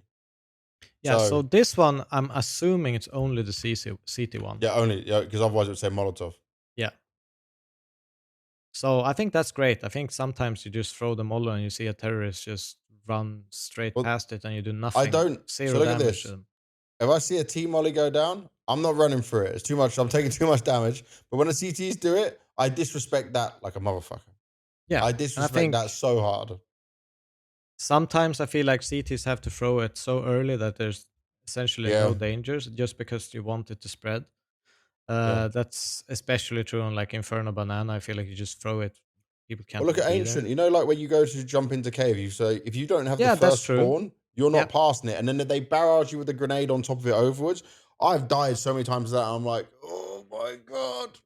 I think it's a big change, and I think it's a good change for CTs because T meta is like it's way too Yeah. overpowered at the moment, or like at least where we want it to be. Nothing is Hmm. overpowered in a game that's balanced in this way, but Yeah. I feel like essentially I want to have people have great CT sides.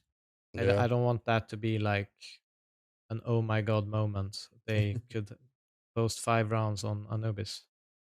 Well, you're talking about great CT size. Well, the most T-sided map in Anubis has gone. Yep. Overpass is back. The map that you have a famous moment on. Well, your team has a favorite moment on for the boosting time. Yeah. Maybe they'll break something in it, but I'm very happy Overpass is back. Having it swapped over for Anubis is great. And guess what? It has been confirmed by both ESL and Blast that Cologne will use Overpass. Because remember, it's VRS, it's the competitive pool, it's following what Valve want. So teams, what Apex came back to practice 2 days ago. Now they're gonna be practicing Overpass by the looks of it. I don't know how long ago was Overpass in? Oh, when did Overpass get removed? Let's have a look. Because I feel like a lot of the Zoomers didn't play that much Overpass. This is gonna be a boomer map for sure. That's good for us. So Mm. But after over a year away, it was over a year away. okay, but it was So away one more time before that as well. Anubis was introduced November 2022. When was Overpass? Either way, I feel like it's one of those things where a lot of new players they love Anubis. They think Hmm. it's like I've seen a lot of comments. It's my favorite map. Like, why are they removing it? Um, and I actually didn't think it was that terrible of a map, even though I personally hated playing it. I didn't Yeah. think it was a terrible map. Um, but Overpass has always been one of my favorite maps, especially to call, because you can play it in so many different ways. At least in CS:GO, that might be completely different Hmm. in CS2 in that aspect. But I always liked it. I think you can play fast, you can play slow, you can play map control, you can play execute based. It's a tough map to play, map control, but it's a very fun one. I think CTs have a lot of options. So I think there's like on both sides, you can have both dominant CT sides and dominant T sides. So Yeah. I like the map overall, and it's gonna be yeah fun to see it back in the game. Now, the only thing I'll say, Valve, thank you, because you're much better at announcing maps changing over. Yeah. I liked when the timing of was train. But if we ended the major and you said Anubis is gone and Yeah, that Overpass would is be coming way back, better. that would have been the win. So if you want to do this again, Valve, please, from all of us, all players, all talent, everyone involved in the game, it would be better if at the end of the major you said, cool, that's the last time you're seeing these maps. This map's But going, this map's coming in. imagine this. Imagine Vitality is lifting the trophy and everyone's cheering, and before everyone leaves, there's like a ceremony at the very end where you see Yeah. like a fucking imagine like opening a box and you like a CS:GO box, and it's just Hmm. different maps to be added, and it just lands on Overpass, and you see okay Oh, minus Anubis plus that's Overpass for Overpass. next season. Yep. Let's go, more people be in arena cheering on the More win people will be coming and back to trophy play as lift. well. They'll be hyped Yeah, about that as well. and And then having a little teams, bit of a ceremony at the end of a major, I think that yep. would be so incredibly sick. Well, we're gonna make a clip of this. We're gonna ship this, and I'm gonna send it to Valve. I'm gonna DM them it on Twitter and send that through. But yeah, that And would all be the that would skin be the way dudes we would perfect love the this. box unboxing the new map Yep, as they'd well. just be happy, wouldn't they? No problem at all. There. All right. Well, we got the updates coming in. We've gone through Rostermania. I hope everyone is enjoying the episode so far. Let's get on to our Cologne preview. So IEM Cologne, obviously one of the biggest events of the year, one of the most legendary and legacy. We know it's going to be the first major of 2026 as well after the Budapest one. That's when it will be back again. So this is the last normal Cologne for the moment. $1.25 million prize pool in there. $400,000 for the first place team. $60,000 club share. A club share I kind of like to see. This is what I'm happy with when you look at it like that. We Yep, start with stage one, 16 teams. Then 8 of those teams will advance into the main Cologne, the main event, right? yep, This is basically like they used to call it the play-ins. Now it's called stage one, whatever. They're mixing it up. Um, I'll say this as well because I got asked a lot on stream. I won't be at Cologne this year. I wasn't invited to come. I spoke about the esports lack of money and stuff. I was told by ESL that like there's gonna be less talent at Cologne this year than what we had for previous Colognes. It's all due to budget things. So I would love to be there. It honestly sucks, especially where Katowice, Colognes, the majors are the biggest events, the ones you dream of working as a talent. But hopefully, I'll be back for the major one. Hopefully, they just need some time to save some money. But I'm interested to see where else they're going to save money on the broadcast at the same time. But this is just part of business. You can't be angry at it. At least they were honest and told me about it. So no Yeah, Cologne this time. I might try and make an appearance. I might try and come for playoffs or something. I'll see. But do you know what it does mean? I'm going on holiday with my son. I'm leaving tomorrow. Go to Turkey. I'll be not even watching. I won't watch. I probably won't watch any of stage one. I'll be honest. I might just see some highlights from it, and then I'll yeah, watch a bit after that. So I'm going on holiday mode when I can. That's going to be fun. Let's look at the teams that are here. First of all, what's crazy is FaZe being the highest ranked team to not make it through on that first stage. FaZe are going to be in stage one. So I guess it's quite a good warm up for Brokey on paper. it could be a blessing for them if they do Yeah, well, of course. could be something they need, right? But Like could also be detrimental for them if they actually drop out in stage one. yeah, there's also that to it as well. Who else is here? We got Furia, Pain, Astralis with Hooksy. I'm liking this. Yep, VP, Gamer Legion, 3D Max, Liquid. We said this is the event we're going to give them as their chance to prove us, you know. Swedish Heroic now, MIBR, Bait, the Ukrainian team. I need to check this actually. Let me look at MPL's event history. Did he ever do a Cologne with Main Navi? Oh, he never did Cologne. So when he was on main Navi, he never did Cologne. So this is going to be his first Cologne, and he's going to be leading the team. Tyloo's going to be there with G. Shout out G one time. Complexity, Big, NIP, and last place is FlyQuest. yep. Obviously, if you get invited to Cologne, you're not saying no. That's just a fact. Cologne Nope. is an event everyone wants to attend. Everyone wants to win. Everyone wants to just be involved in it. It's one of the best arenas we have. So this is crazy. Let's go through some of our thoughts. Obviously, we talked about FaZe already. We talked about Furia. Pain after that major run. I'm expecting good things. Yeah, I'm putting them as a team I'm expecting to see go through to the next stage. I think so too. I think. Do you want to run through the actual team list fully and then go through the opening games, or do you want to go talk No, about we'll the do this teams first while? stage. We'll do this first stage, and we'll just talk. Oh yeah, you want to do our predictions? You mean? Yeah, and we can talk about the teams like Yeah, as we as we predict do the it. games. All right. Well, let's do the first one then. So, our first predictions here for the All About Counter Strike podcast. We're back on event grind. It's FaZe versus Big will be the first matchup. Yep. Big, So obviously, we spoke about FaZe, right? So we can just touch on Big. Does that make sense? yeah, Big, ultimately, didn't look like they were in a good position last year. Missed the major as well. It's been sad, sad times for these guys. But I will say that they've had a lot more time to grind. They played almost with the full team in the IESF event, and they're yep. currently playing Fissure. They beat Heroic 2-1. This is a team where on the right moment, they can have a chance of making it through to the next stage. But I'm not going to be super positive about them They being able to changed do coach it. as well. Yeah, Scrunk. We spoke about that few Yep. episodes back. Yeah. Um, so it's the same players.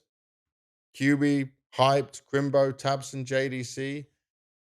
Can they win up against a FaZe which isn't on its strongest form? I think there's a possibility of that, but Ooh. I would still Okay. not really like. I think they can make it close because like this is a phase. There's a little bit of unknowns. I think they had a little bit of a Mhm. resurgence, but new season coming in, big probably. I mean, if I were big, I would probably take a few days extra into. They probably had vacation during the major instead of doing it in the sense of a normal tier one team holiday. So they Yep. probably have a few more extra reps in them going into this game. So that's where I could see them actually upsetting. This is like the perfect time in a world of being in that tier two, tier three sense where you plan, okay, we got this spot, we're gonna do our best, and we're gonna practice early. We try to get one step ahead of these top teams, Yeah. which could eventually launch you into a great position throughout the year. So this is a very, very big game for big, like really important. I didn't even You mean to fell for do the that. trap. Yeah, Yeah, that's but it's fine. You're it's not a a native really English important speaker. game for them. Like for the rest of their season. I think if they do good here in Cologne, it's also And a German event. They want to do good in that. There's a lot of things that's pointing towards them being very motivated going into this. mhm. But I'll still say FaZe will win, but they'll probably make it close. But you see, what was interesting here is that if they were not at Fissure, I would say Big would be a team that comes in very well prepared for Overpass. But they're already at Fissure, and it's going to be very hard to do all of that and get ready. So they might not even be able to surprise FaZe there because FaZe will keep their permaban as train and run it that way. I'm still predicting FaZe to win this one. Yeah. Even if Brokey's not at his full strength or playing his best, that's the team I believe in. I think they're the ones who should be able to win it. Then we've got Liquid taking on Pain as the second game. We Yeah. spoke about Liquid already, so we don't have to go into more detail on it. This is where they need to prove themselves to the world of what's going on with this team. Pain, for me, have them beat. Yeah, What we I saw from agree. Pain at the major, what we've seen from Pain developing as a team and getting more experience, even winning a game on stage as well. Obviously, it was against Furia, but it was a crazy one. Um, yeah, I'm sold on the Pain lineup as being a one that's going to actually continue to improve. Yeah, I think they're in a great spot. I think they have more time to kind of fix those language issues to some extent to make sure everyone's comfortable and because before the major they didn't have that much time hmm with the full lineup. So I'm expecting a little bit of improvement from Payne even going into this. And yeah, I see them winning straight up as well. Next game would be 3D Max taking on MIBR. Whew. Oof. So this, by This the way, one, yeah, this becomes harder for me because I don't put 3D Max in the greatest place, but I still think the individuals can be capable. 3D yeah. Max haven't made any changes coming into this season. MIBR have made some changes, but we don't know enough about Nyx, and I think BR Edenzen isn't like he isn't a solid player. I see way too many mistakes from him. I feel like this could be a three mapper, bit of a coin flip mode, but I'm still going to give the edge to 3D Max just from the experience of this team, and they're more improving than what we've seen from MIBR in any recent time. Okay, I'm just following your line 3D Max, so I'll have to take the next game because otherwise I'm looking like some kind of fraud over here, just following your Fraud coach confirmed. yeah. No, I agree with you. I think 3D Max in a much more stable place. MIBR, I think Lukowski was a really good player for them, even though, especially at the major, he had some moments where it was really important. And I think it's tough to incorporate like a new guy in important positions to do that well. Didn't really they lost their opening game to Astralis as well in Fisher, I think. hmm And they got pretty much demolished, if I remember correctly. But I'll give the edge to 3D Max as well. I think it's one of those games where that's where 3D Max actually pick up their points, pick up their wins, is against teams like this. And Yeah, yeah, so I see 3D Max actually winning this game. yeah. I But just lost. going into next one, NIP Oh yeah, you're versus starting. Heroic. So this one is Ooh, super interesting to me. ooh, I think ooh. Heroic with Nylo, Tiner, and like the Swedish core. hmm NIP kind of making their debut with X Kaspersky and With no Swedes. no Swedish. I have to actually give NIP the edge on this one. I actually think they are going to win this. I think it's going to be a close game, but for me, I feel like NIP is better than their ranking suggests, and they're yep. much closer to each other's world ranking than 26th and 18th. So I don't think Mm. Heroic actually has like that much of an edge. I think it's very, very close, but this additional firepower and performance if I can't even say his name, but that guy, X if that guy Kaspersky. has has the amount of numbers that he's been posting Yep. previously, and he can convert some of that. NIP is actually looking like a really dangerous squad, Mhm. and yeah, I see them winning it. So I'm on the same lines as you, so I'm just going to copy you. I think Nip will win against Heroic, but my reason's a little bit different. I think Heroic are going to be now trailing downwards while Nip's going upwards. So you said right, like Nip's closer to Heroic's thing, but I think Heroic are going to fall quite a bit before they grow again because of losing Saw and for now Yeah. implementing Nylo. I think what this team has to do, also and Grix as well, but Nylo's been out of the game for a time. Grix has at least warmed up into it. I just think the change for Heroic is going to take some more time to see any results. It might not even come back. We'll have to wait and see.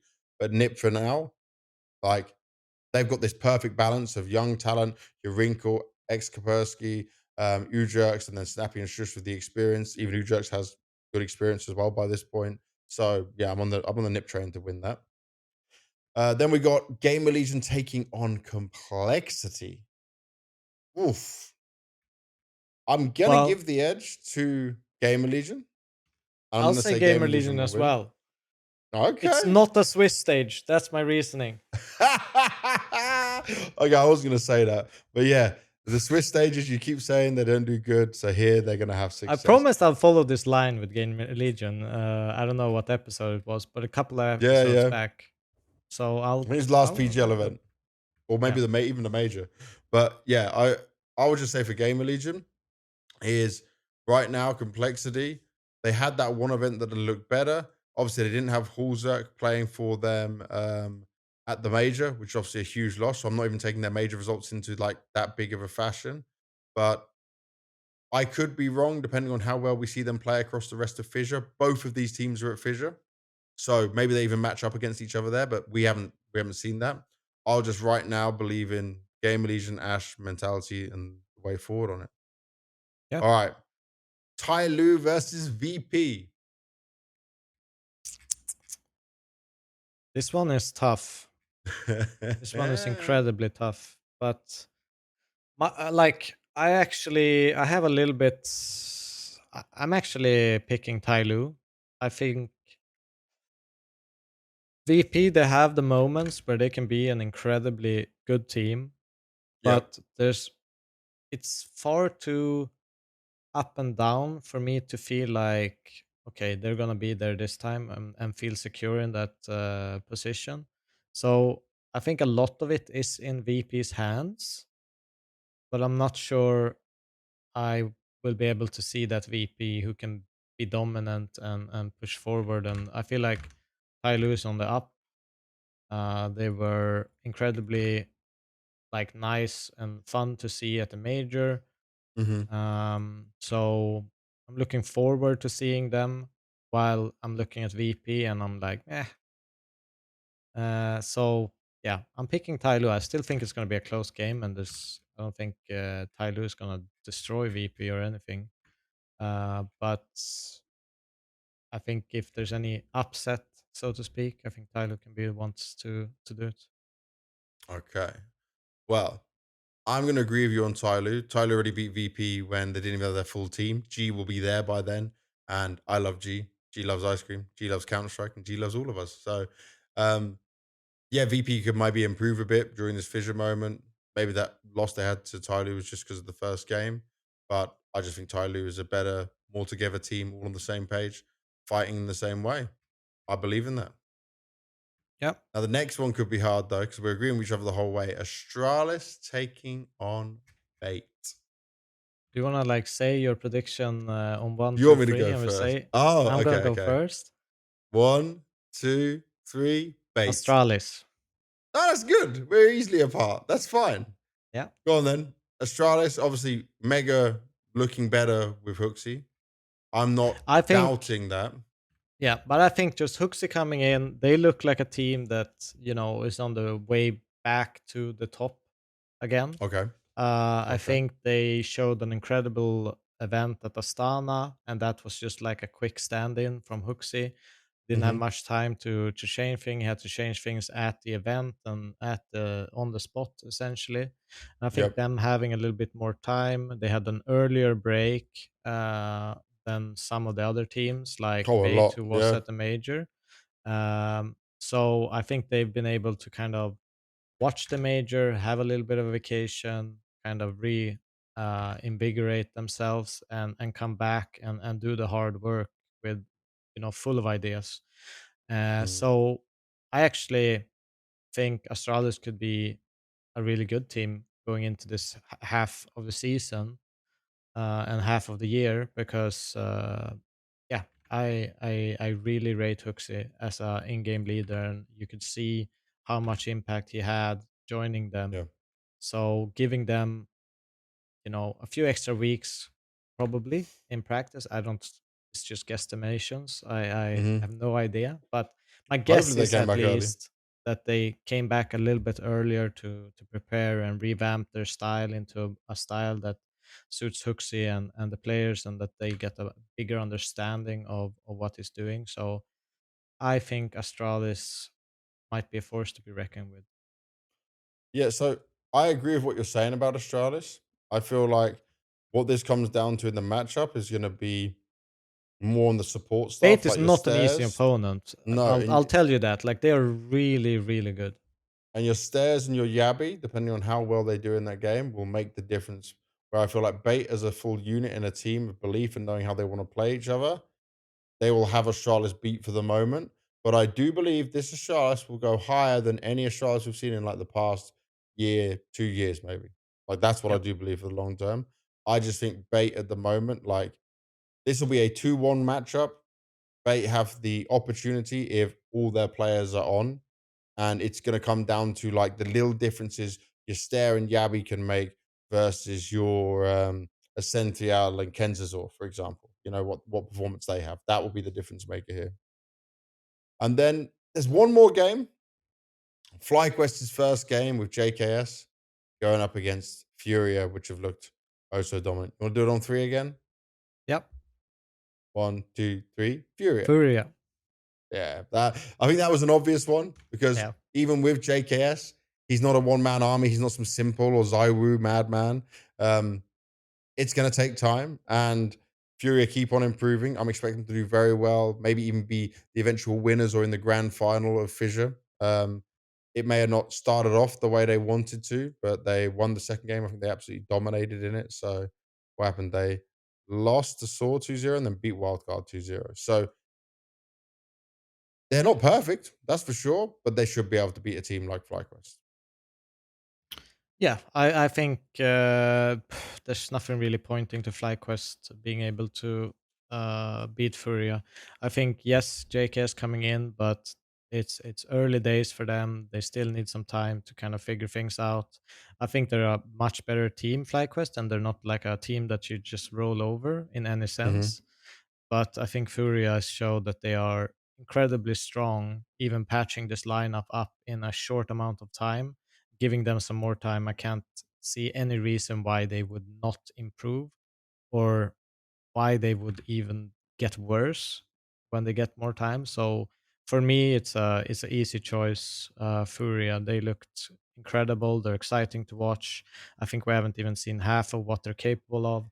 So I think for that reason, Furia is in the top of, you know, they're in that space of tier one CS, while FlyQuest, they're trying to break into that tier.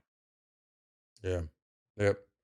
All right, what we can do here though is we look at the main event where you got Vitality, G2, Falcons, Mongols, Maus, Navi, Aurora, and Spirit waiting for the other teams to qualify. Now, Yeah. we won't do an episode between stage one and the main stage. We will do our episode before playoffs because there's only a 1 day break, which means filming, editing, getting out in time isn't possible for us to be that quick. Like it doesn't make sense. We've done that. We tried to do it before. It's not a good way to do it. What we will do though, Devilwalk, is we will try and make a um a prediction on who we think will go through to playoffs. Not who will win it, just Okay. who will go to playoffs. In stage one still. No, we're doing Ah, for the yeah. whole thing Okay. going into playoffs. So 6 teams only will make it there. I'll give you my 6. Vitality, Mouse, Mongols, Falcons. Now it gets harder. But now you're only picking from the ones already qualified from You don't, the. but that doesn't mean it's not possible. You can No, pick that's from true. you can pick from the stage 1 teams if you want some teams from stage 1. Yeah. Do you think any of them are capable of doing it? I Yeah, think Furia is capable of doing it. I good. think Astralis is capable of doing it. All right, I haven't finished yet. I've got 2 more spots. So my next Alright. one was going to be Astralis. Did I say Spirit? Now I've lost count. You made me lose count. Okay, Vitality, Get Mouse, wrecked, man. Mongols, Falcons, um, Astralis, and Navi. That's the 6 I think will make it through to playoffs. Okay, I'll do Vitality, Mongols. I'll do Spirit. I'll do Mouse. And then I will wait. Vitality, Falcons, Mongols, Spirit, Mouse, and I'll take. You didn't say Falcons? I did say Falcons. Did you? Vitality, Falcons, Mongols, Yep. Mouse, Spirit. Okay. One more. One more, and I'll pick Furia, but I think Astralis have a chance, You like don't think a dark Navi? horse. No, Wow. Mean. I don't think G2 or Aurora or Spirit will make it through. I no, think but it'll just need a bit more time. that's my 6. I think Nice. it's too early to tell with G2. Mm-hmm. Uh, I mean, Aurora obviously playoff merchants in that sense, like they get to playoff group stage merchants, maybe you'd say. Mm-hmm. Um, but yeah, I feel like some teams are gonna have a break. Some teams are gonna be a little bit more, pumped up to get there. I think there's gonna be more upsets than what we're looking on paper right Mm-hmm. now. Because at always doesn't matter what your Counter Strike, the tier one teams they have always for the first event a shorter amount of time of practice compared to people are chasing them trying to catch up into tier one. There's always between these breaks. Doesn't matter what your Counter Strike. If it's a you know July match, it's gonna be more random than a October one. Yeah. All right. Well, let's see what happens when we'll come back to this and look over where we went through it all. We have one Q&A question for us here. You ready for this as we get towards the end of the episode? Yeah. From a guy called Mars with a Z. Question for you, Banks and Devil. What are some of the most wasted talents in the tier one scene? I'm thinking of someone like Kyu, who could have kept playing for a few more years, but instead went to GTA RP. Huh? I didn't know he went to GTA Who? RP. He was Grand Theft Auto to play the role playing stuff. Or Obo, who although had other challenges, and I definitely feel for him, but he did just abandon what arguably was a top 5 team during the 2020 in Cole. Thanks for reading, guys, and keep up the great work. Well, thank you very much, Miles, for your question. Wasted talents. Wasted talent in tier one. Oh, that's a tough question, man. That needs some thought. Because my problem is I don't remember names. No, I think they fade away pretty quickly. Yeah. Um, He's on point with the Obo one, but that was like obviously he had some health issues as well, yeah, which we can like that just sucks. Um, was really good, but then just disappeared. hmm, some players who are really good. I need that like free transfer list again. Yeah, where's this free transfer list? Free or free agents list? CS. who's Yimfat's brother? What? Sergey. Sergey. Yeah, I think he would he count? Yeah. He Yeah, 100% counts. He was one of the Sergey. best, like That's one the of the one for me. best Finnish players in history. Yeah. And Bro, on ends from 2018 to 2021, 2 yeah, trophies during that time as well. I just remember how good he was, how chill he was, and so skilled. And then I thought, oh, he's actually a player because his English was good. He could go to an international team and have success. And then he went to what? Gorillas? Yeah, went to European Gorillas team, and then we never saw him again. Yeah. Yeah. Yeah, Sergey for me. Yeah, Definitely Sergey is a Sergey. great choice. I'm trying to look through He this wasn't on the free and transfer list either. They must put him in retirement mode, I'm guessing. Doesn't say retired on his HLTV page. Jerry Salo. Sergey.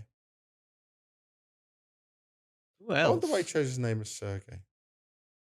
Even as an MVP, yeah, Star Series MVP. What a beast.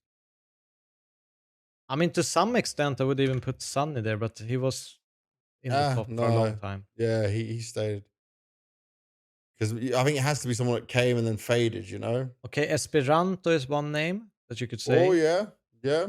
I think he was really good, but I mean, just it felt like he didn't care that much, or Yeah, like it so wasn't a big something focus along for the him. yeah, I heard he came from like a well-off family. So like the money was not even enough to like motivate him to push him forward. yeah. I don't know too much, but it felt like I remember watching, like, even going to, he was playing in, what was the team? Uh, Crazy? Or yeah, Reliance? Crazy. Yeah, when he was Mm-hmm. playing in Crazy, when I was in Godsend, we played a lot of similar events. We were in, like, Yeah, kind yeah. of the same tier, and I remember always when we played them a lot as well. But he would always, but this isn't proof of anything. I want to say that's clear Mm-hmm. first. But it felt like when I came there, everyone else was checking demos and doing deathmatch and stuff like that, and he would just be like asleep on his chair, and the game is starting in like an hour. Mm-hmm. So I always got the impression, at least, that maybe he was a little bit lazy or didn't care that much. But that is all, like, it's just from a visual point of view. I don't know if he was. I don't want to judge him in that sense, but I got the Yeah. impression that he didn't care as much as other people did. Yeah. No, I'd agree with that. That So makes I'll sense. say Esperanto and Sergey are good choices. Yeah. I'm Oh, sure for there's sure. many more, but Yeah, depends it's what hard. area It's of bro. Counter Strike you wanna Very good go question, through. Mars. I didn't also Yeah. know that Kiyoshima went to play GTA roleplay. I was Kirishima you're That's kind talking of about. funny. Yeah, Kiyoshima. GTA role playing. Well, Devilwalk, episode 20 is done. Thank you as always for everyone for listening and watching from around the world. If you're on YouTube comments as well and you've got this far, tell us what country you're watching from. I'm always interested to know what countries you guys are watching from. Give us Any the Swedes feedback as out well. there? There should be Swedes for sure. There's you definitely with you making an appearance on the podcast. That should be possible. An It's like me saying appearance? any Brits. Okay, with your face and name being a host on the podcast. Should definitely be Brits as well. But yeah, let us know in the comments where you're watching or listening from. It's interesting for us as well. Again, we can't thank you enough for all the support and just the constant love and how much we enjoy doing this and seeing all the feedback. There was someone who left a comment before about he didn't want like the coming up throughout the episode trailer in there. We removed that. We got rid of that, and Yeah, we're that was listening to all obviously your feedback, yeah. and So taking it in. give us more feedback because we don't take it personally. If you think Devil's more boring and you needs to be more hype or more energy, then I'll tell Hey, him to drink what? 10 coffees. Or if you say Banks doesn't know what the fuck he's talking about, he's a dumb cunt, then like just tell us, give us the feedback. Be constructive with your You criticism. don't you Don't don't use have my to be that examples. harsh. But you can say it in a nice Yeah. way, all right? Okay. Say Banks doesn't know what he's talking about. Clee doesn't play any Counter Strike. Something like that. And just Yeah. say, we need more of this. We need or anything. Maybe you're missing the devil walkthroughs, whatever it is. Give us some feedback. We're always open to it. We Also are an good feedback. Don't adjusting. forget about the good Oh yeah, the feedback. good feedback. We always get that though. It's always nice. But we're an adjusting, evolving podcast. We're not going to stay in one place. We're not just going to be the same, rinse and repeat over and over again. We're going to have specials. We're going to have different moments in there. Like for this year, I want to do our own top 20 before HLTV do theirs because if we put that out like in our own perspective, we're also going to work on what Devilwalk said about the ratings for positions and how it should be and look at that as things for the future. But for you guys to know, we won't do another episode until Cologne playoffs. So we will have the episode out next one before Cologne playoffs and give you another preview of that and anything else that's been going on. I'm going on holiday with my son for 11 days to Turkey. I come back. I'm going to film the episode with Devilwalk, and then maybe I'll go to Cologne. If I go to Cologne as just a fan, I'll be taking as many pictures, spending time with fans as much as possible, and seeing people, because when I'm working, it's so hard to do. But this way, I can give back to people who support I'll and be send love. watching your favorite team. And Devilwalk will be going to watch Man United probably lose another game. But that's just the way it is. That's just life. Stay safe out there. Thank you very much for watching. Peace and love to you all, wherever you are around the world. And we'll see you on the next episode. Don't forget to like and subscribe. Peace. Peace.